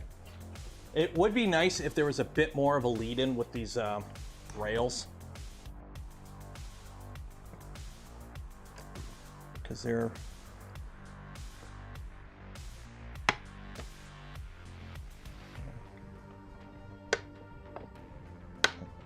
Come on.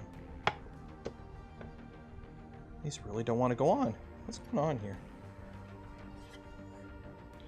What am I missing here? These are...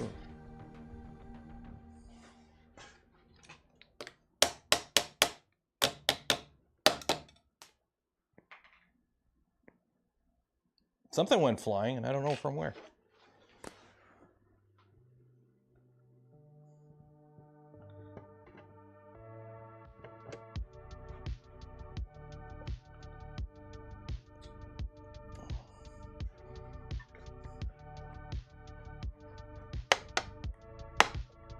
Yeah, it's like, it doesn't, come on.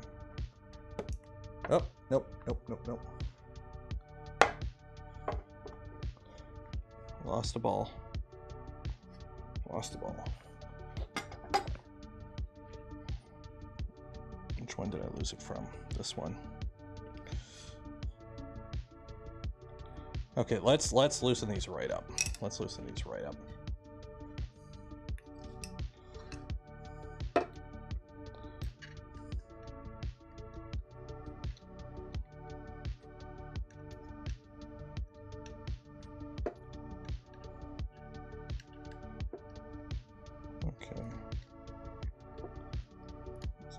Just right up.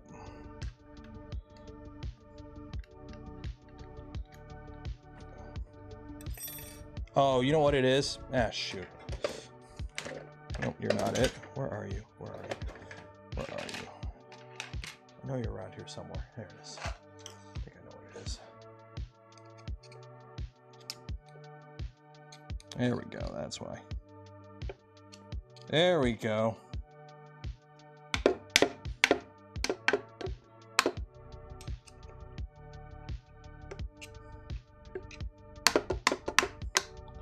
Loctite had it all jammed up. Oh, it's plenty lubed. Believe me, these are plenty lubed.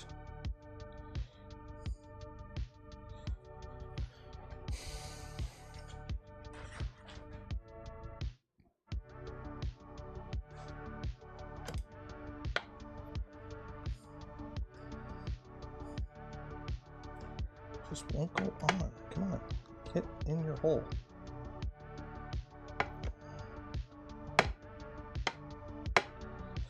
They're free floated. Why are they not?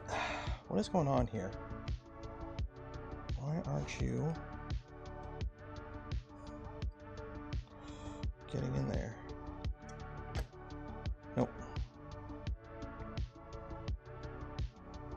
Nope. Lost the ball.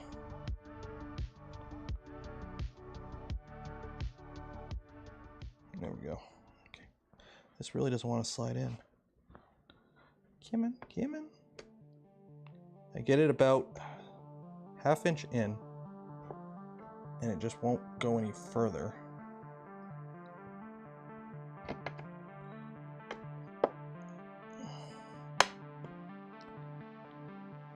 Why don't you go in? Why won't you go in? I am wondering.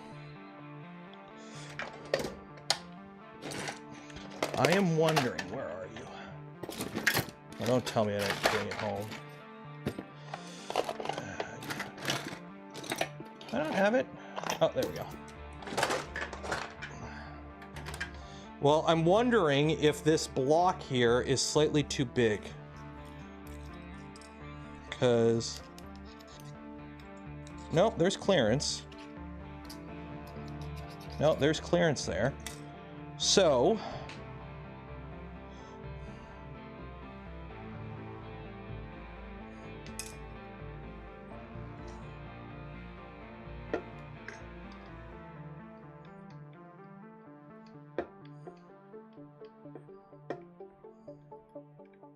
I'm going to take off the carriage, put the carriage on the rail, and slide it in.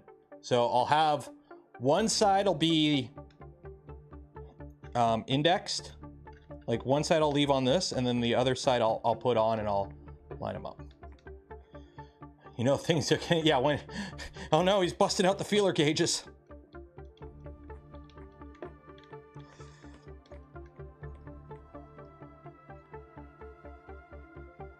What's the gray box in front of the door? What, the magneto? I don't know. I think it's a magneto.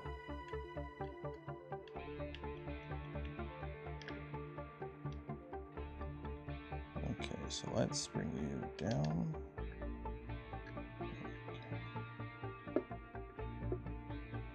Okay, make sure that's clean. Okay, so what we're gonna do here is you're gonna go there. So let's see if I can do just one. So you're gonna have to go on here.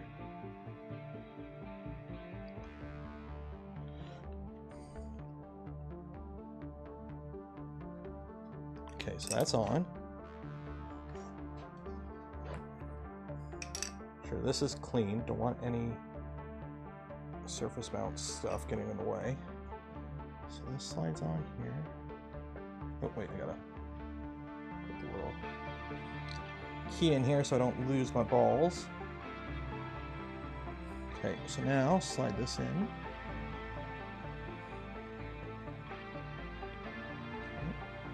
Move that to the next one. Get another one of these.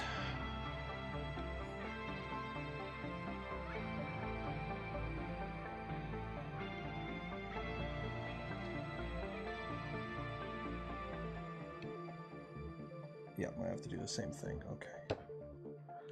Okay, so I'm gonna have to do the same thing on this side. So I'm gonna take both of these off. We'll just put the back one on, use the back one as a Bible, and then put these on. Okay. Make this work. We'll make this work. We are making this work, class. Making this work.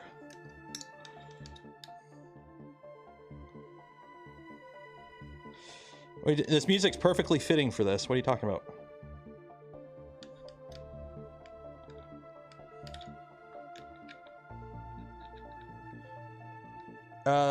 Yeah, well, it uses linear rails or linear motors, and it works pretty good. It's actually kind of weird not having to worry about belt tension. It is kind of nice.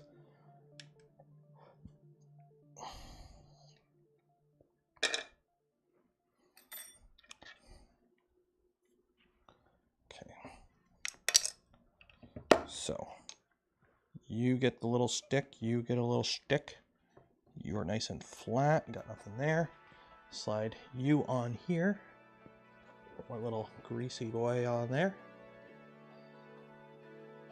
Okay. Okay, so I got the rails on. So now, slide this in.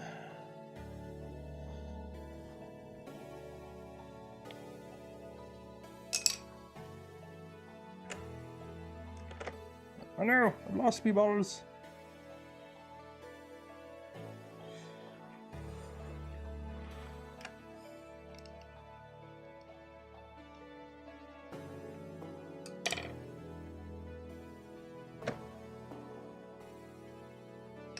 There we go.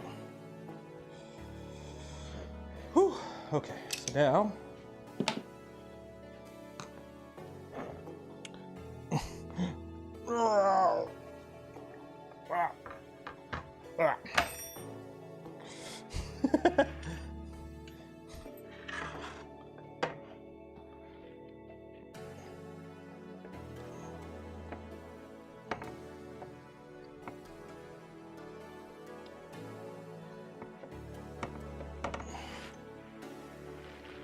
oh, God damn it. I screwed up. I screwed up. I can only have one on because I got that X block in the way. Shit. Slide it off. I gotta take it off. I gotta have one on one side, one on the other. Shit. Because it won't slide through that X block. Shit. Okay. Woo!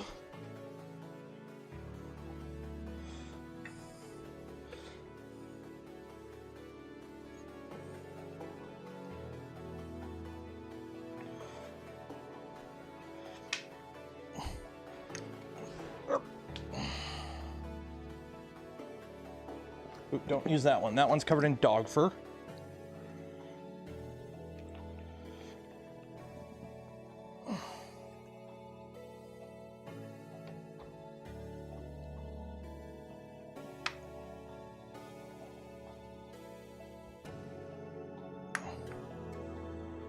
Okay.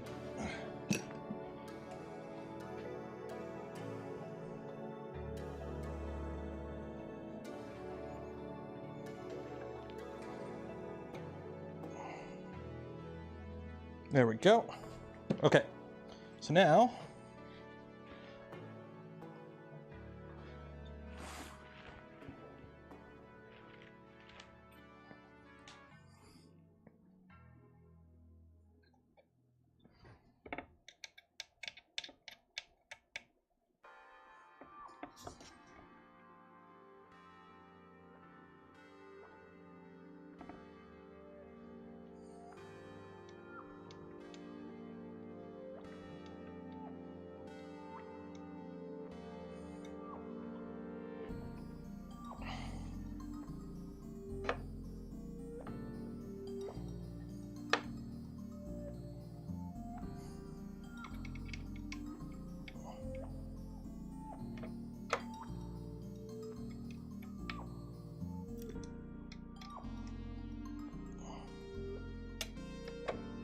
there we go. And we get this one on.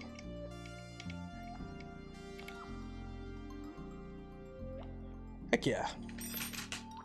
Easy peasy, lemon squeezy.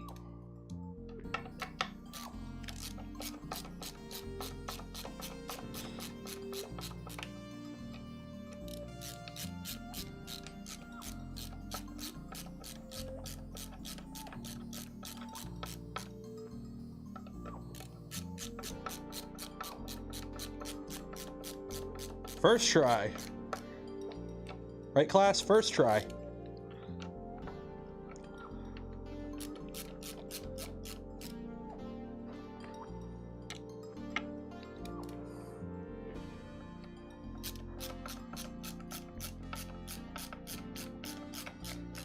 Make sure, can you guys remind me when it's like 1:45 just so I don't accidentally forget? Last thing I want to do is, you know, pick up the little guy at school. I'm too busy having fun. Remember, if we get 400 likes before the end of stream, I'm going to surprise you and let you know what is in the box that Prusa sent me. Because I got a box that showed up from Prusa today. So.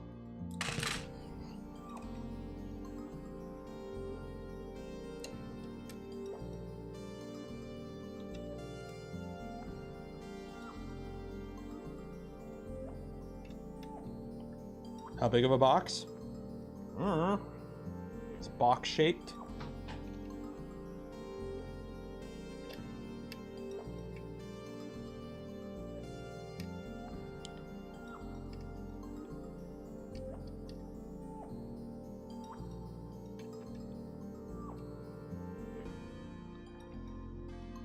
There we go. Okay, how's this feel? That's pretty good. Yeah. I can work with that. I can work with that. Okay. So that is that. So now we got to put the motor and the lead screw together. Let's do that. So get the lead screw out. Get the motor out. Okay, I have to flip this over now. Oh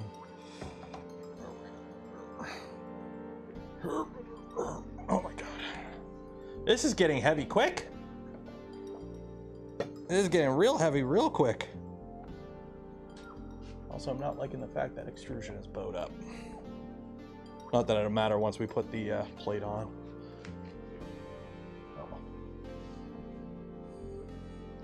Oh, it's a CNC. Okay.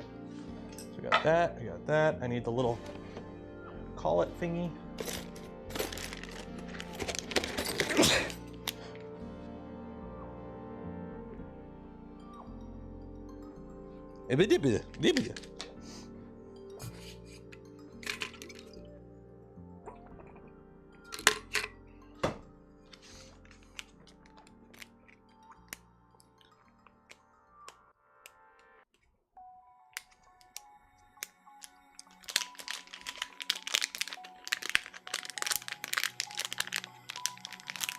Yep. Good. Okay. So we got this. So now I gotta.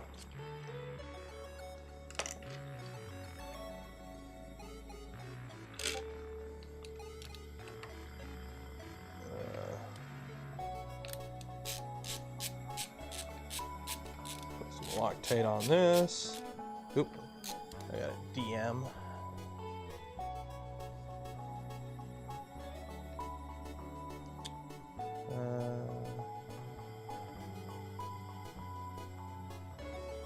Should have reminded you about the X-rail installation trick. Well, now we know. And knowing is half the battle. Yeah. Okay. Good old bit of Loctite.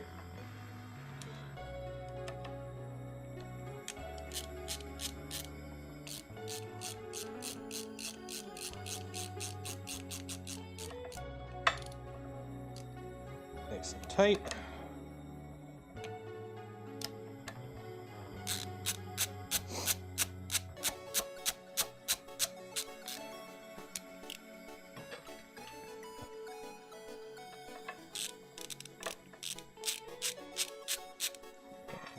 just kind of...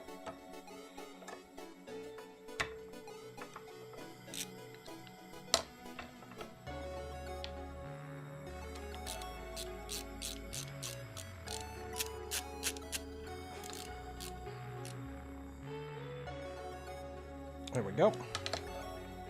Okay, so we've assembled that, and then that goes through. So I'm gonna have to flip this back over so I can see if we indeed have alignment issues like we had the first time. So, okay.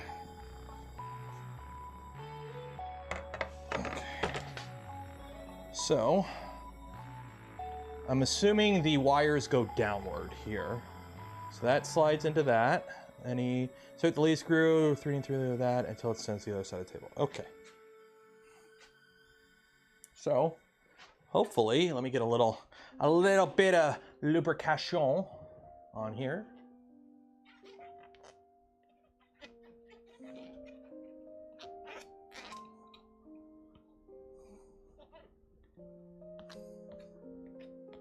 There we go.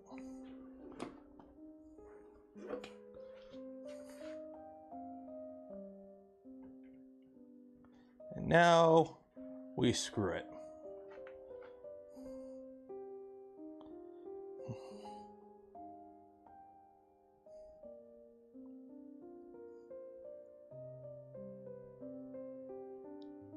I can't see. Is it going through the other side, guys? Can you see the...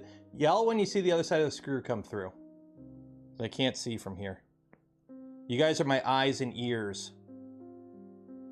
Are we good? Oh, we're good. We're good. Yay.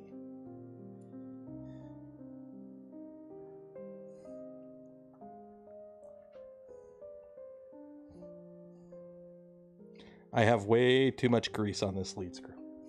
There is way too much lead. Also, look. I don't know about you.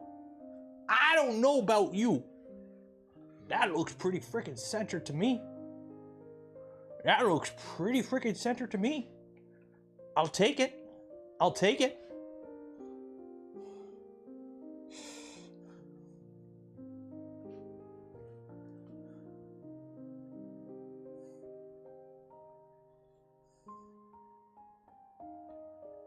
Screw this in. Do, do, do, do, do, do, do.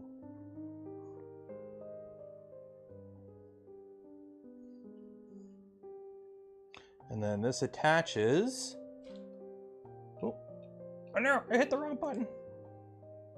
With M520s. Okay, so I gotta find some M520s. Do I have M520s? M5. What are you? M530. M516. Where's my M520s? M522, M516, M520. Yeehaw.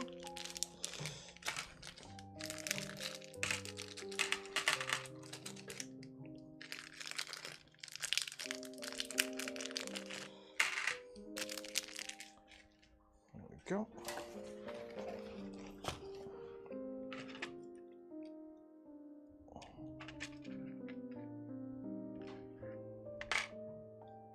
Time is it 1:04? Okay.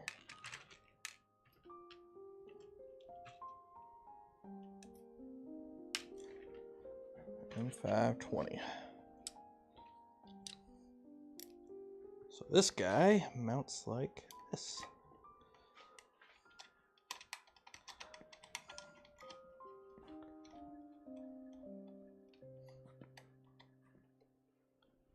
Easy peasy. You're not going to see it. I'm mounting the motor with M520s. When can we expect videos on the Mega next 2 weeks? I don't even know if I'll do videos on them, to be honest. I hate doing printer review videos because they're so subjective. Also, the machine's not released yet. I have a pre-production beta unit. So mine has differences that like Joel just got his. Joel's has differences than mine. Now, granted, I'm working on making mine up to date with the production ones. I've already had to change out a few things, but it's a beta unit. That's the whole point of it being a beta unit. So I can't really review it because the machine isn't done yet. Like, I could show off some prints I've done with it, and I've done that. But I'm not going to review the printer until it's in a finalized state. There's no point in it. It would be a discredit to do it. So there's no point in putting reviews out for the Magneto X yet because the machine isn't in its final state. So.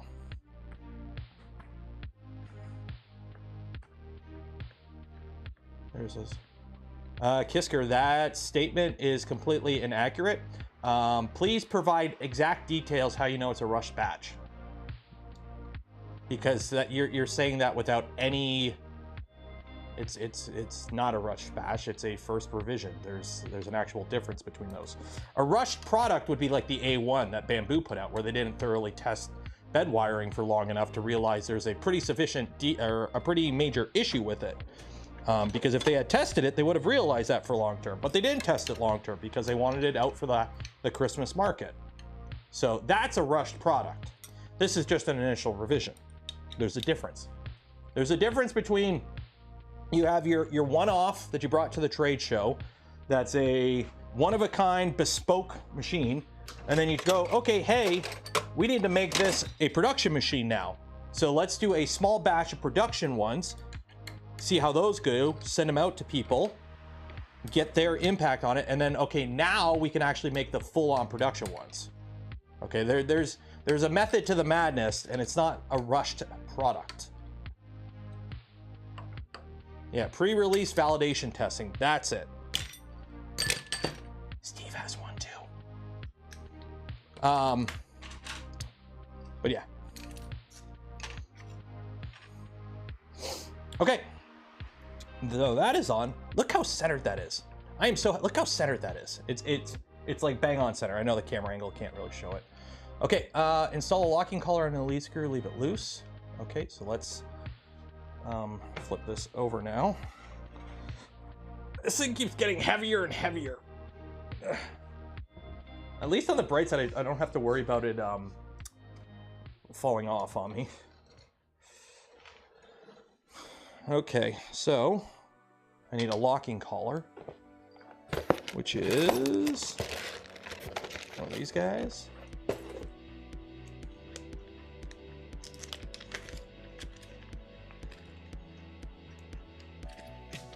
Go. So we need two of them. So you put one on now, and then I guess we slide this through here. Okay, put the other one. Oh.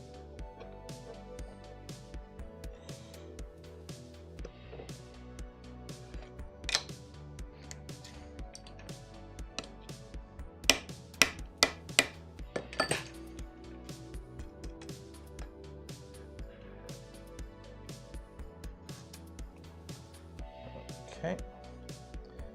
M512s, loosely install locking collar on the outside of the bearing block. Okay. So M512s. Awesome. 75 keg, 75 gifted a community membership. Cheers and appreciated. Thank you. How does the Milo stack up against something like a Shape Poco? Redbeard on Rye. I will tell you in exactly all the ways I can. I cannot.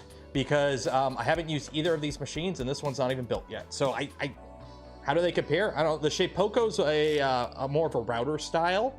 This is more of a vertical mill style CNC. They both have their pros and cons. I forgot to drill out these holes, so now I gotta slide this back off. Let me open up these holes here, because clearance is clearance.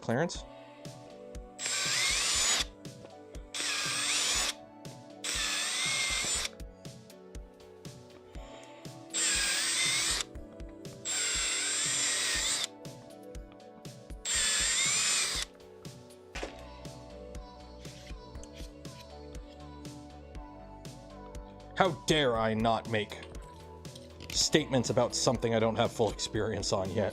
What kind of YouTuber am I? I should always be speaking from a position of authority. There we go. And a little bit of Loctite. These M5s just suck up the Loctite.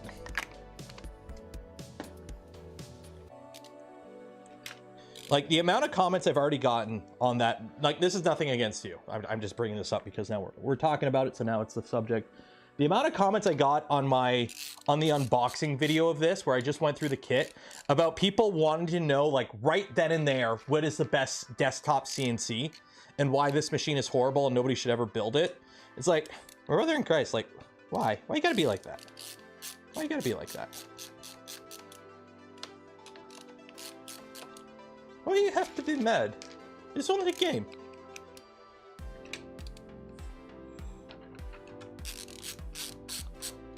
Get these all started first. Never trust. You guys trust me? What the heck is wrong with you?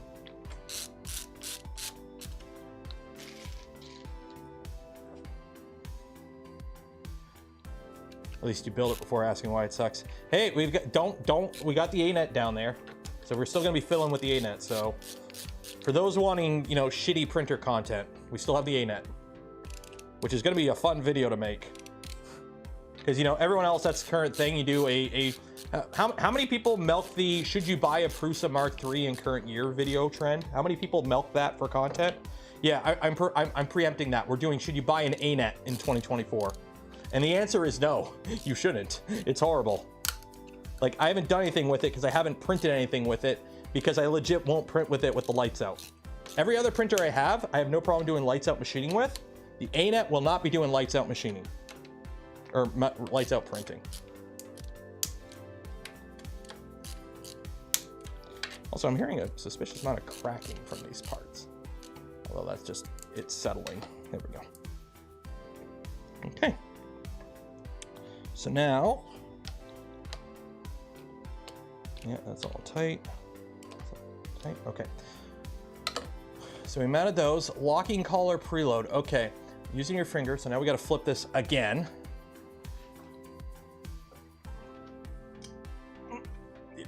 Okay. So add some mini. So you don't actually need to add any because these lock nuts that come with the kit already have Loctite pre-applied to them. So what you do to preload it, there's going to be play in this. Driving in the face of the bearing. Tighten the inner collar first before tightening the external side collar. This will ensure that the screws remain in the same position during use. Yeah. So push it in all the way. So see how there's a bit of play there? Okay. And tighten that.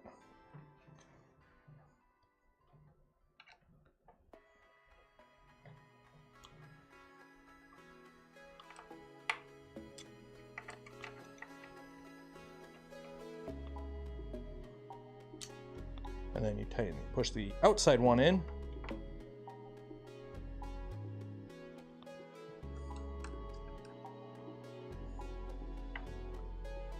There we go. There we go.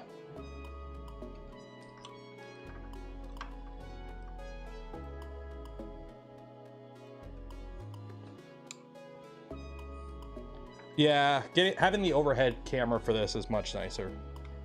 Although it's funny, I was getting everything ready to record this week's video before stream, and then I didn't end up recording because I was working on this.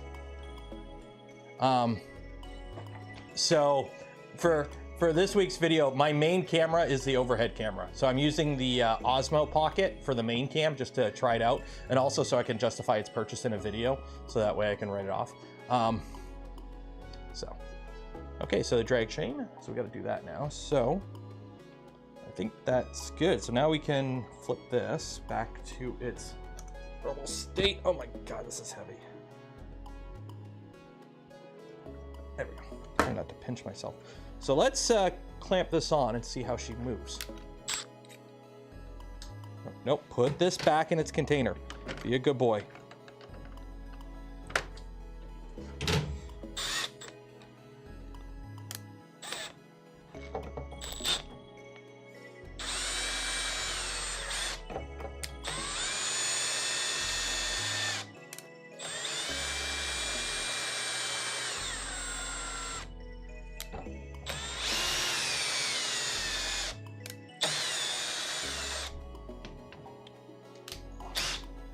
Balance that.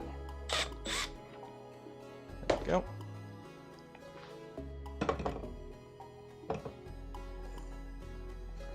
Okay, so now I got more drag chain stuff, so let me grab the other drag chain, put the ends on this.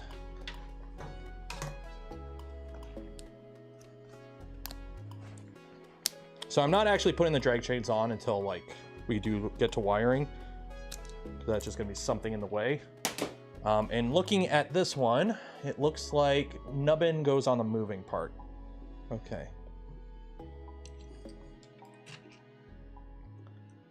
So this side with the nubbin goes on here. It goes up here. Didn't realize Milo would be so big. It needs a meter. For the Casa, you need a meter of XY. Because remember, it's like a bed flinger. You need to be able, like the front to back dimension of it doesn't change, okay? So when you put it together and you put it on a table, its front to back footprint is consistent. But its X moves. And I'm putting this on the right way. Yeah. And the X moves.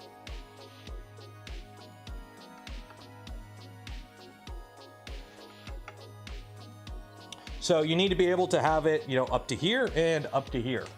So yeah, this thing, you need like a meter, roughly, if I remember correctly. I'm gonna try and build the smallest enclosure I can for this because of my room. We are limited by the space available to us.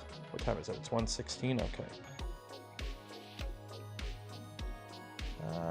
We should be able to get the Y-axis done today.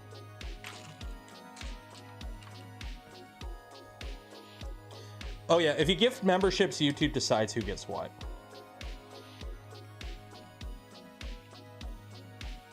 There we go.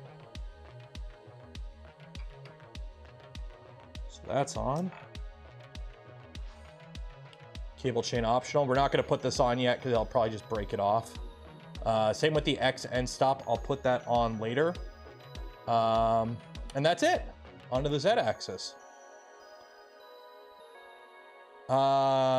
Should we start putting this together? Okay, so mine's going to be different because I have FMJ. You know what? We'll start putting this together because the first step is literally put a million billion things screwed together. So we'll get started with that. So there's the X and Y, or should we start with the Z? So there you go. So this is the current machine. What FMJ is, full metal jacket. TLDR, the stock design of this has a shorter Z and uses 3D printed brackets to connect the vertical extrusion to the overhang extrusion. The FMJ mod uses metal plates, and they come with this kit. So we'll just get started. We'll just move right into the Z. We'll just get started on the Z. So let me find somewhere to put this. Shiza. Here, we'll put you. Here, let's make some room. Let's make some room. You can go there. Actually, slide you up against that. You come over here.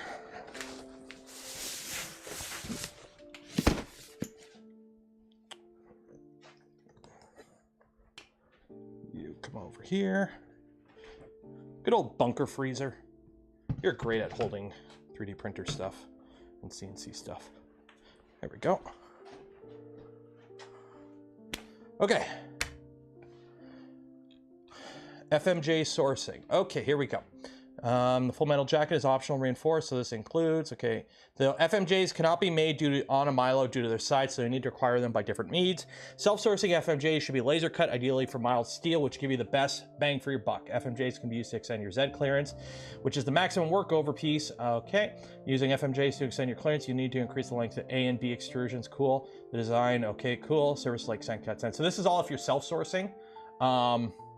20 minutes for the warning. 20 minutes before the 20-minute warning. Okay.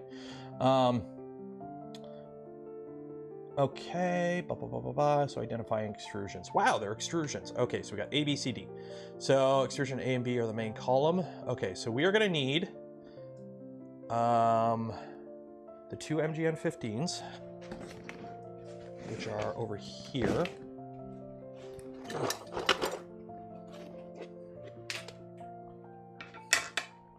And what is that? This, and that's it for this. And a C channel. So what extrusion are we mounting this on? The C extrusion. So that's the 250 C beam. Okay, so the 250 C beam. That's this one.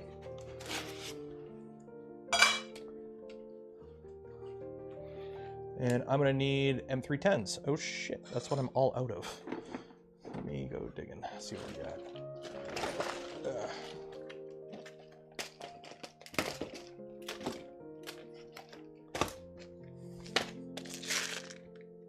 Those are M2.5s. Okay, where are my M310s? Oh, here we go. I found the pins for the door for the VZBot, finally. Perfect, yeah, there's the pins for the doors. Okay, so that's good. M310s, there's gotta be M310s. That's a common size, that's gotta have M310s.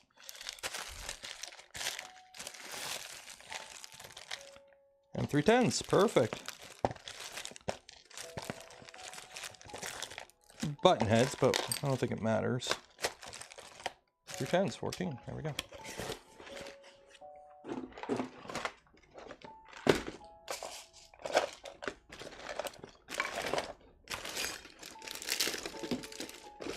Yeah.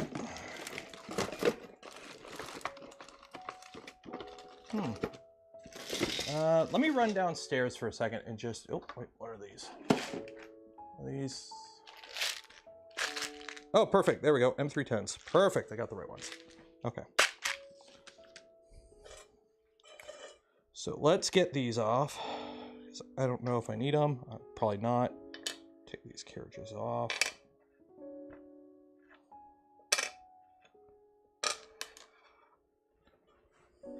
Get rid of these nubbins. Okay.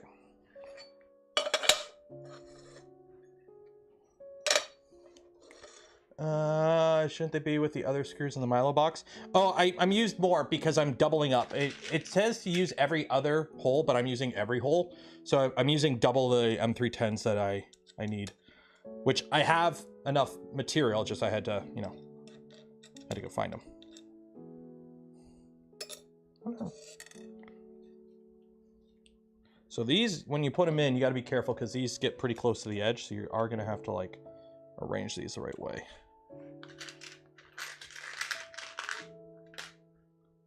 No need to take them off. I'm taking them off anyways. It's just easier to work with the carriages off. Plus, I think you're going to have to mount the carriages to the plate anyways and then slide them on. So.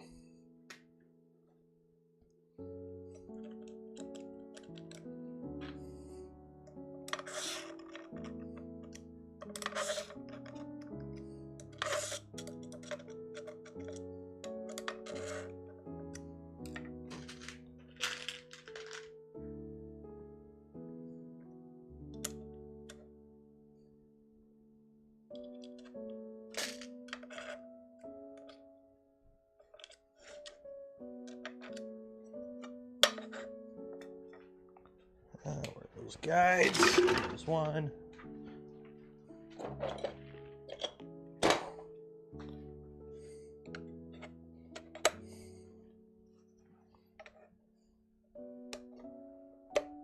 There we go.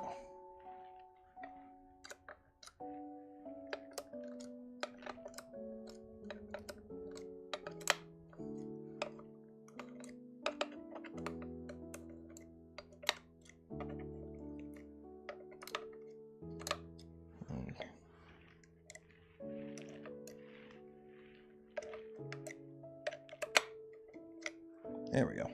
Okay.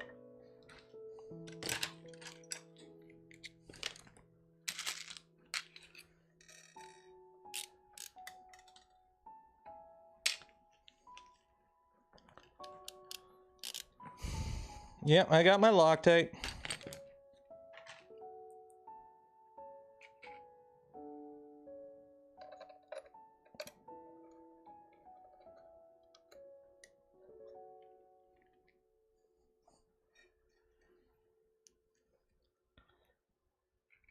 Got some quiet, fancy music playing now.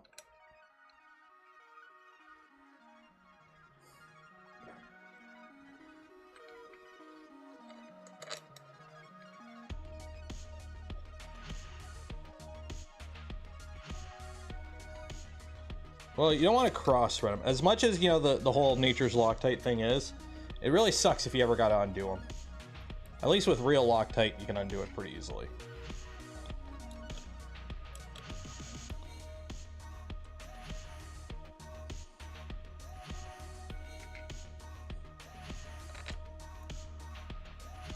Uh-oh.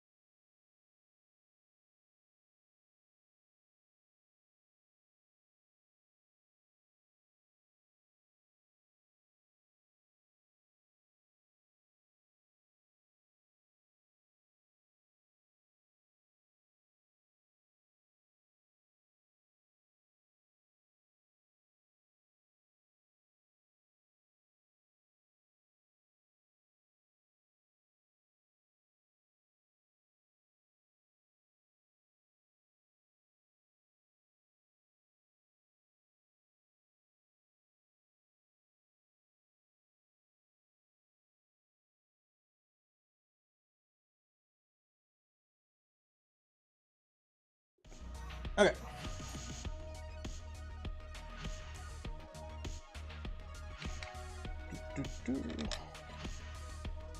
Okay, so now, sure this is, where'd that 1, 2, 3 block go? Down here, it fell. Yeah.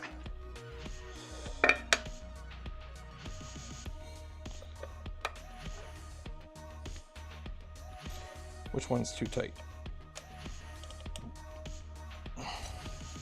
There we go. Oh, too much, too much, too much. Yeah. Get back in your hole. There we go. There we go.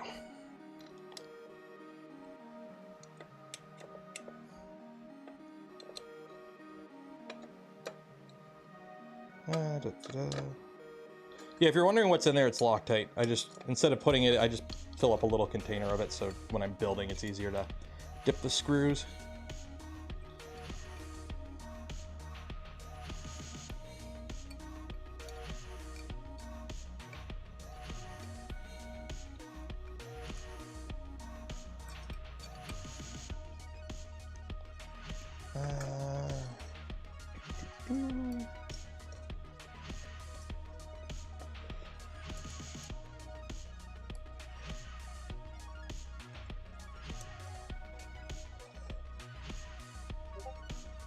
Go.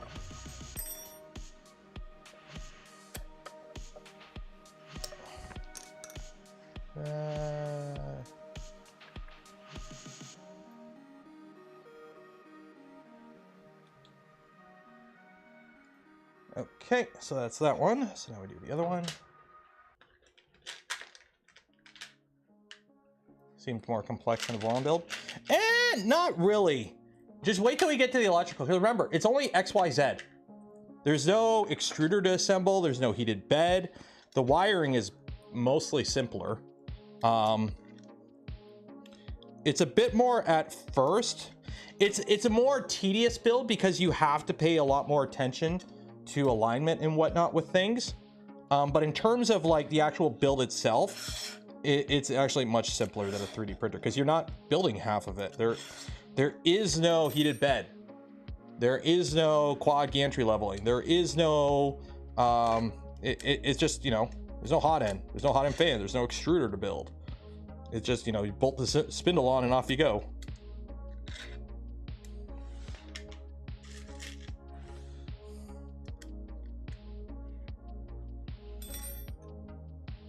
So.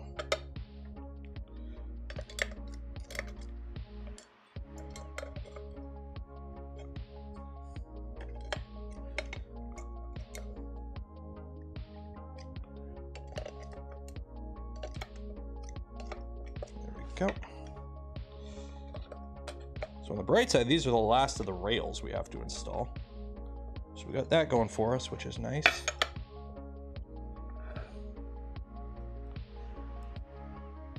Da-da-da.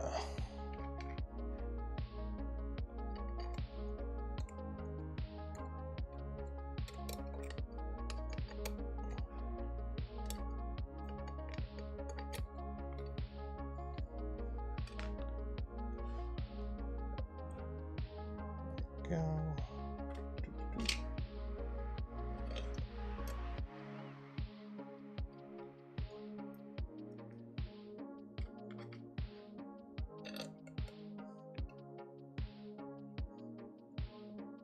And then don't forget, at the end of the stream at 2 o'clock, we are doing the giveaway of a spool of Polymaker filament. So if you want to win that, enter for your chance. Link in the video description. You have until the end of stream to enter, or you have until I do the draw to enter. Let's be honest.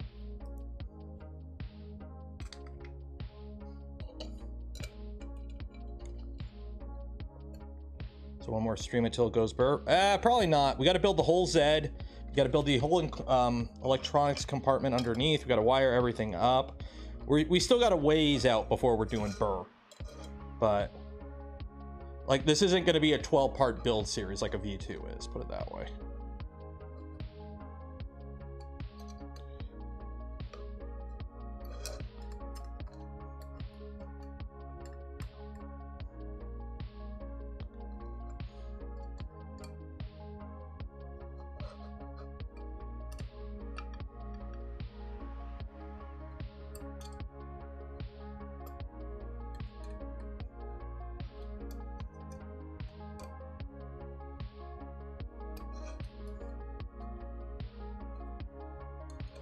Shouldn't the giveaway be a block of aluminum?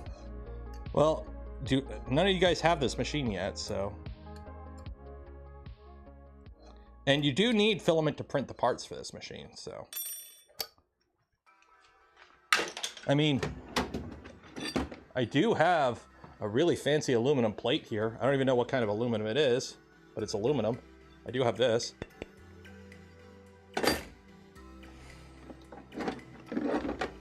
I also have this. What else have we got in here? Oh, got some more aluminum. Ooh. Ooh. This is steel. This is for an air compressor, so you can split it up, which actually I should probably hook this up to mine. I've got some stuff. I got a little something stuff may have fallen in my toolbox from work that I left.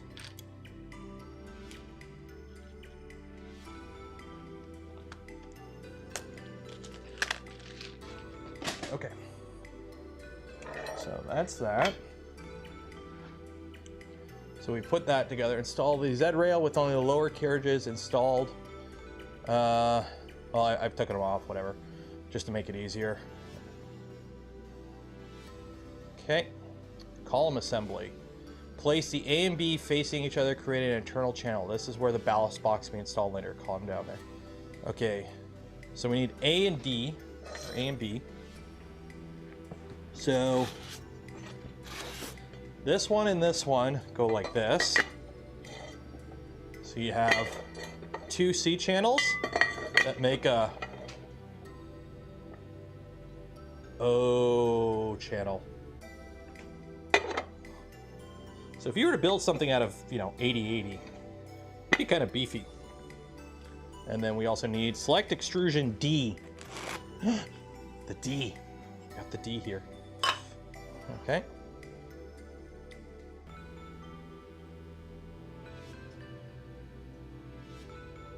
Select extrusion C, which is this one. Okay, so this goes like this.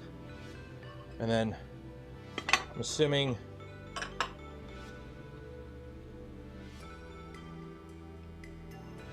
okay, so it goes like that.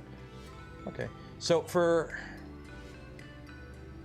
place A and B facing each other, create an internal channel. This is where the ballast box.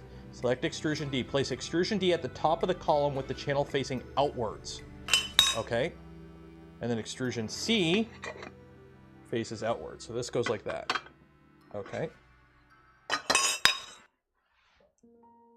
The lower edges of extrusion C should be 18 millimeters above the lower edge of extrusion D, making room for lower bearing blocks. So 18 millimeters. So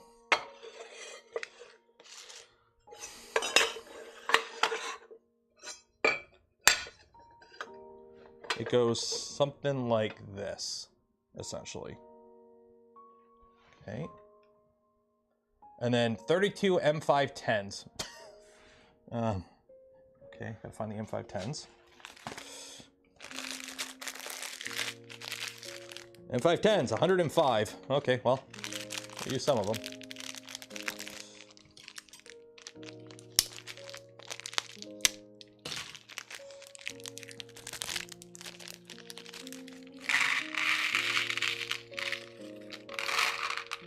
That's a lot of M510s. Okay, the length of the M5 used to attach depends on the column and the thickness. The bolt specified are for thick 6 millimeter. I'm assuming that's, okay, that's what the LDO. Take your FMJ and line them up with the bottom of the C extrusion. What the fuck is that?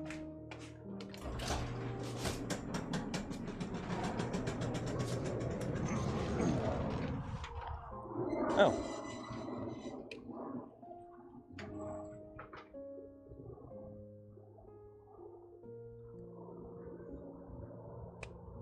Oh, okay. That explains it.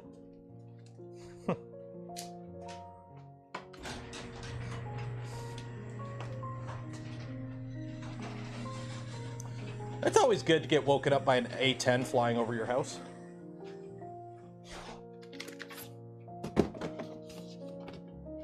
So if you're wondering what the FMJs are, it's these.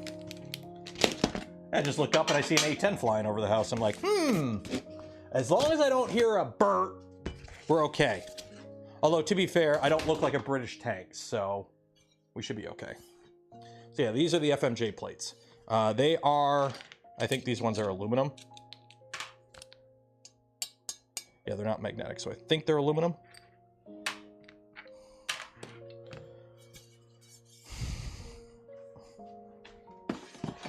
So how these work is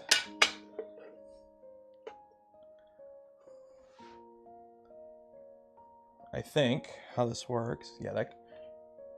Oh my god, that's a lot.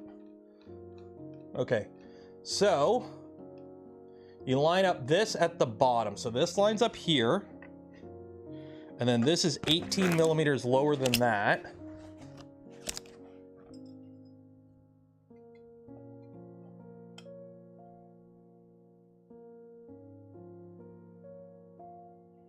Okay, and then I don't know how these go. These probably go up like here, maybe?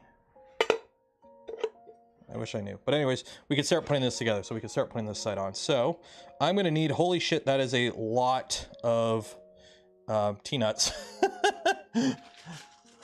That is a lot of T-nuts.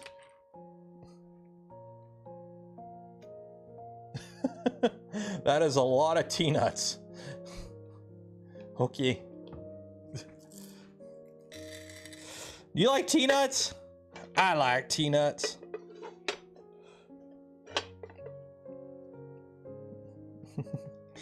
Okie dokie.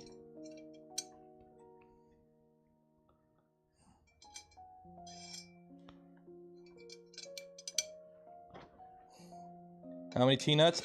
Yes. You want to know how many T-nuts this uses? Yes.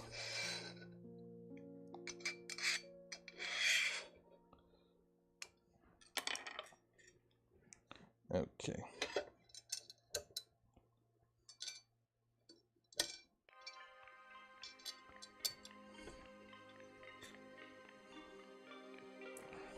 Heard you like T-nuts, yeah. Well, the thing with T-nuts is you got to be careful with the alignment here, because this is going to be one of those things where if you don't have these lined up, you're going to have issues with clearance later. Or not clearance. You don't want your spindles racked, so you're going to have to fiddle a bunch here to make sure everything is aligned right. That's going to be one of the things that's going to be a pain with this build, is making sure everything is nice and aligned, because you're basing everything off aluminum extrusions, which, you know, you can get. Extrusions are okay, but they're not a precision thing. But we're relying on them to be precision here, so we're kind of having to fudge it a bit.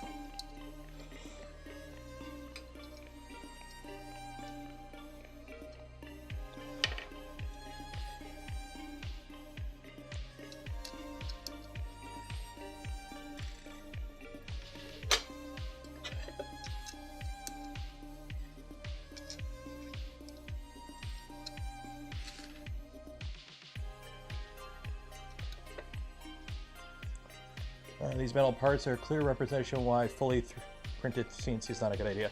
Well, here's the thing, like the original design for this, instead of having this nice metal plate, it basically has the same thing, only not as much of an offset, because this being metal gives you more Z, because it's more rigid. But you can do this with, oh, I put these in the wrong slot. These go in here.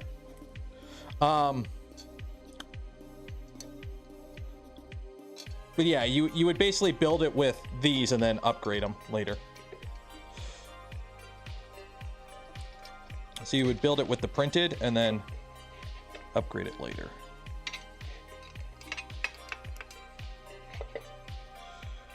Okay.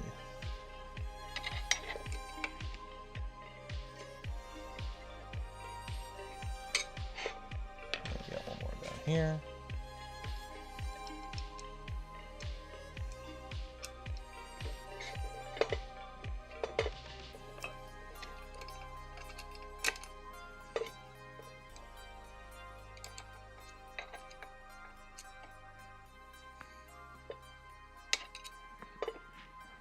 Where did I put that 1, 2, 3 block? There we go. That's not tall enough. Shit. When your 1, 2, 3 block isn't tall enough, get another 1, 2, 3 block.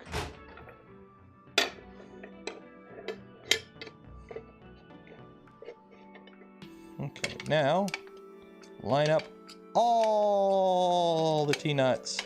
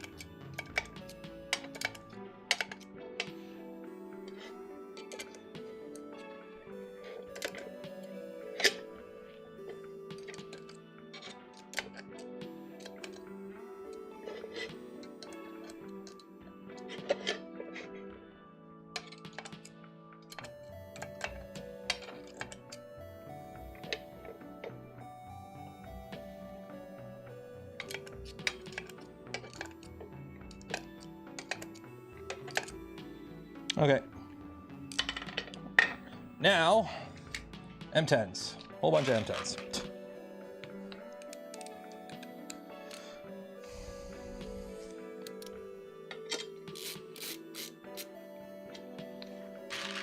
All started. 145. Okay. So after I get this in, we'll call it.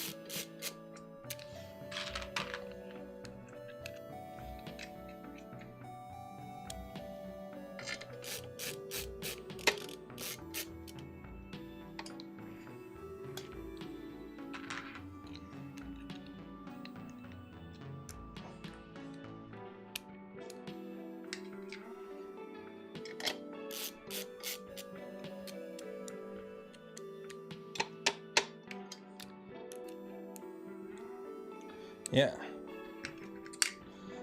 That is a lot of nuts.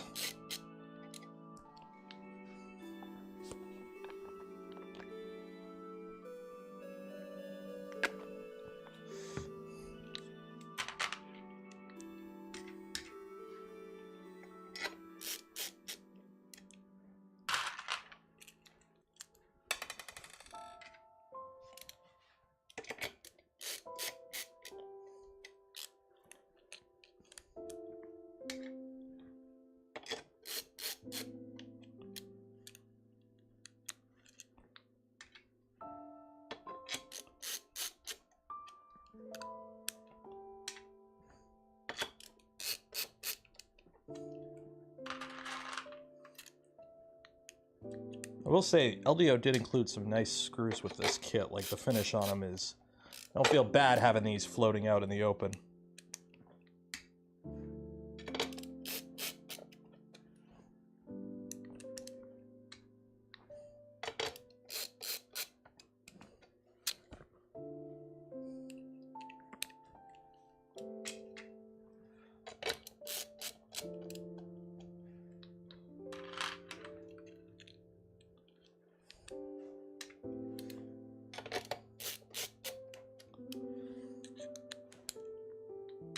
Well, they're not LDO screws. LDO sources them. It's not like LDO has a place that makes screws specifically for LDO. They just source them, but they source them from a good vendor. Oh, I hear another loud plane. Are the communists attacking?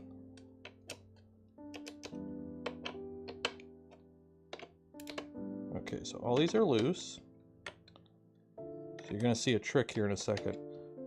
I'm gonna do a trick, a really cool trick. Okay, is this loose? Can this move?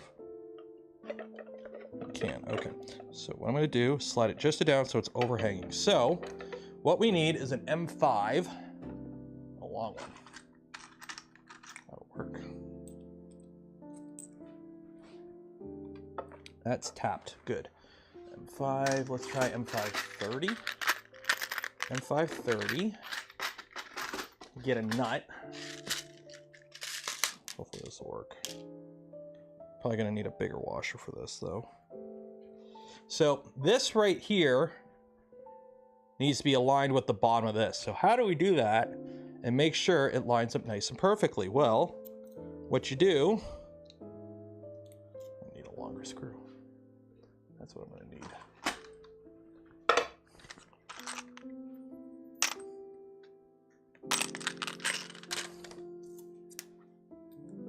That'll work.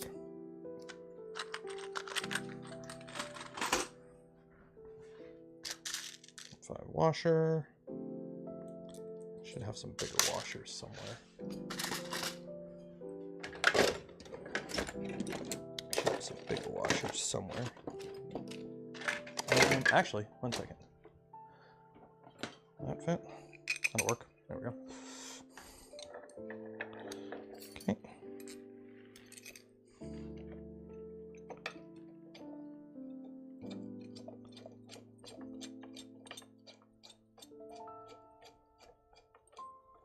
There we go.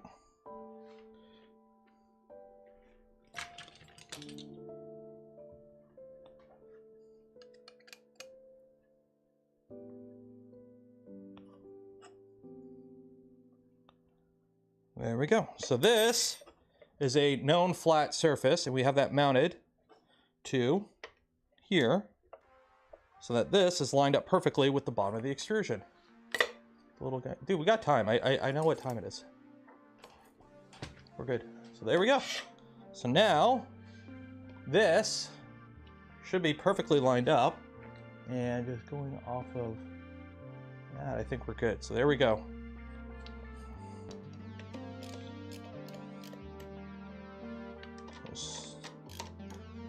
Get some of these kind of just snug just to make sure. Okay. Now go through and tighten all of them.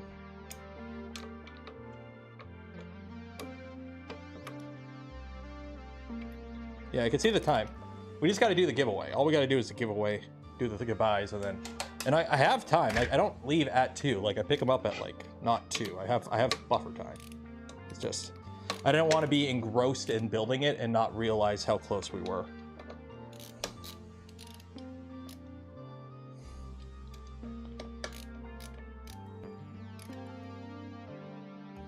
The gamer, yeah, I've seen it. I just solder on whatever. I'm not gonna get it, because the thing is, I already got this cutting mat. That's just another surface I'd have to. Is that a 1, 2, 3 block? Yeah, it was one I made in shop class ages ago.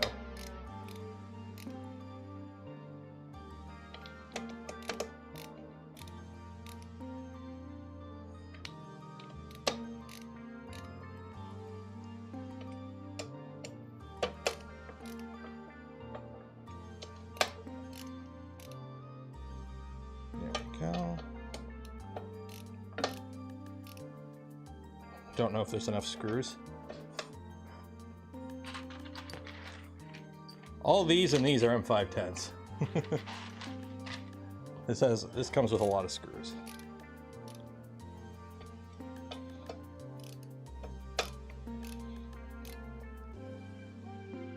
There we go. So now when I so we have our Bible. This is our Bible.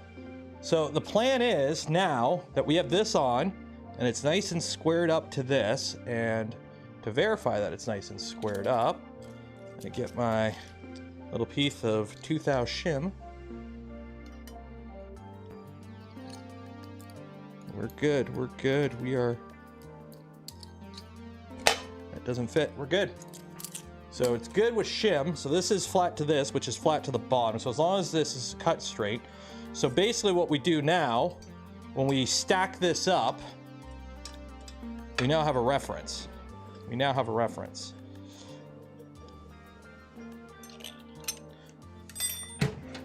So the key is now, when we attach this one, which goes like here, we can clamp these two together when we screw them together so that this is indexed to that, and then this goes here and is indexed to that. So now everything is indexed off here. This is nice and indexed off that surface. So we should be vertical. We should be pretty vertical. So we'll carry on with this next stream. Put this back in the box. But we should, so here, let me clear off this table here. Okay, get these carriages, put some nubbins on them so I don't lose them. Oh, here they are. 2, 3. So we don't want to lose the carriages. That would be bad.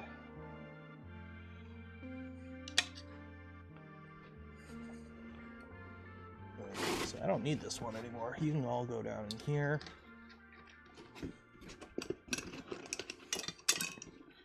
Okay, so this foam, this one is garbage. This is garbage. Can get rid of these.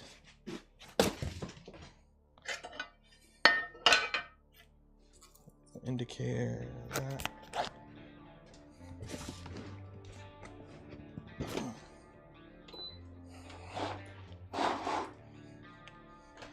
Grab this. So just to give you an idea on the scale of this, if I'm not mistaken, that goes like that.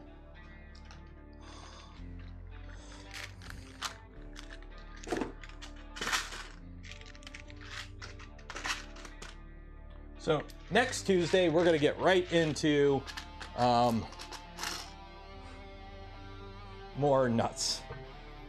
So this mounts here, I think. So there you go. There's your that. So give you an idea of what we're working with. So you can go there for now. Scale it with the Prusa box, yeah. So if you're wondering scale, here's a box for a Prusa enclosure that Prusa sent me.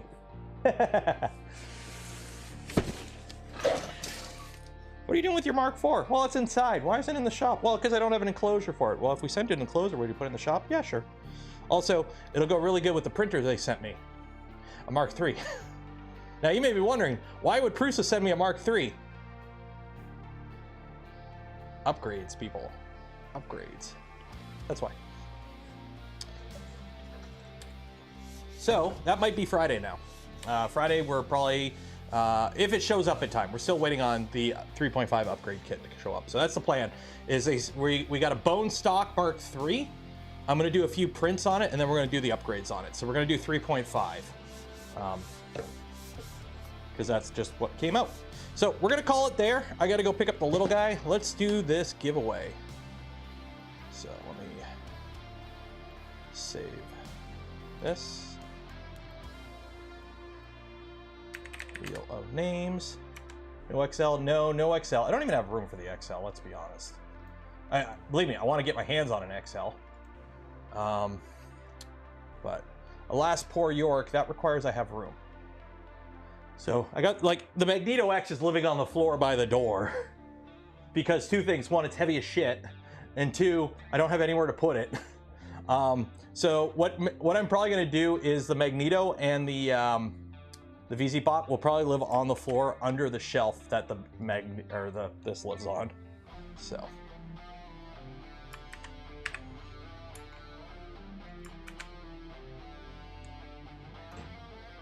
it's the board and the screen and some other electronic stuff, I believe.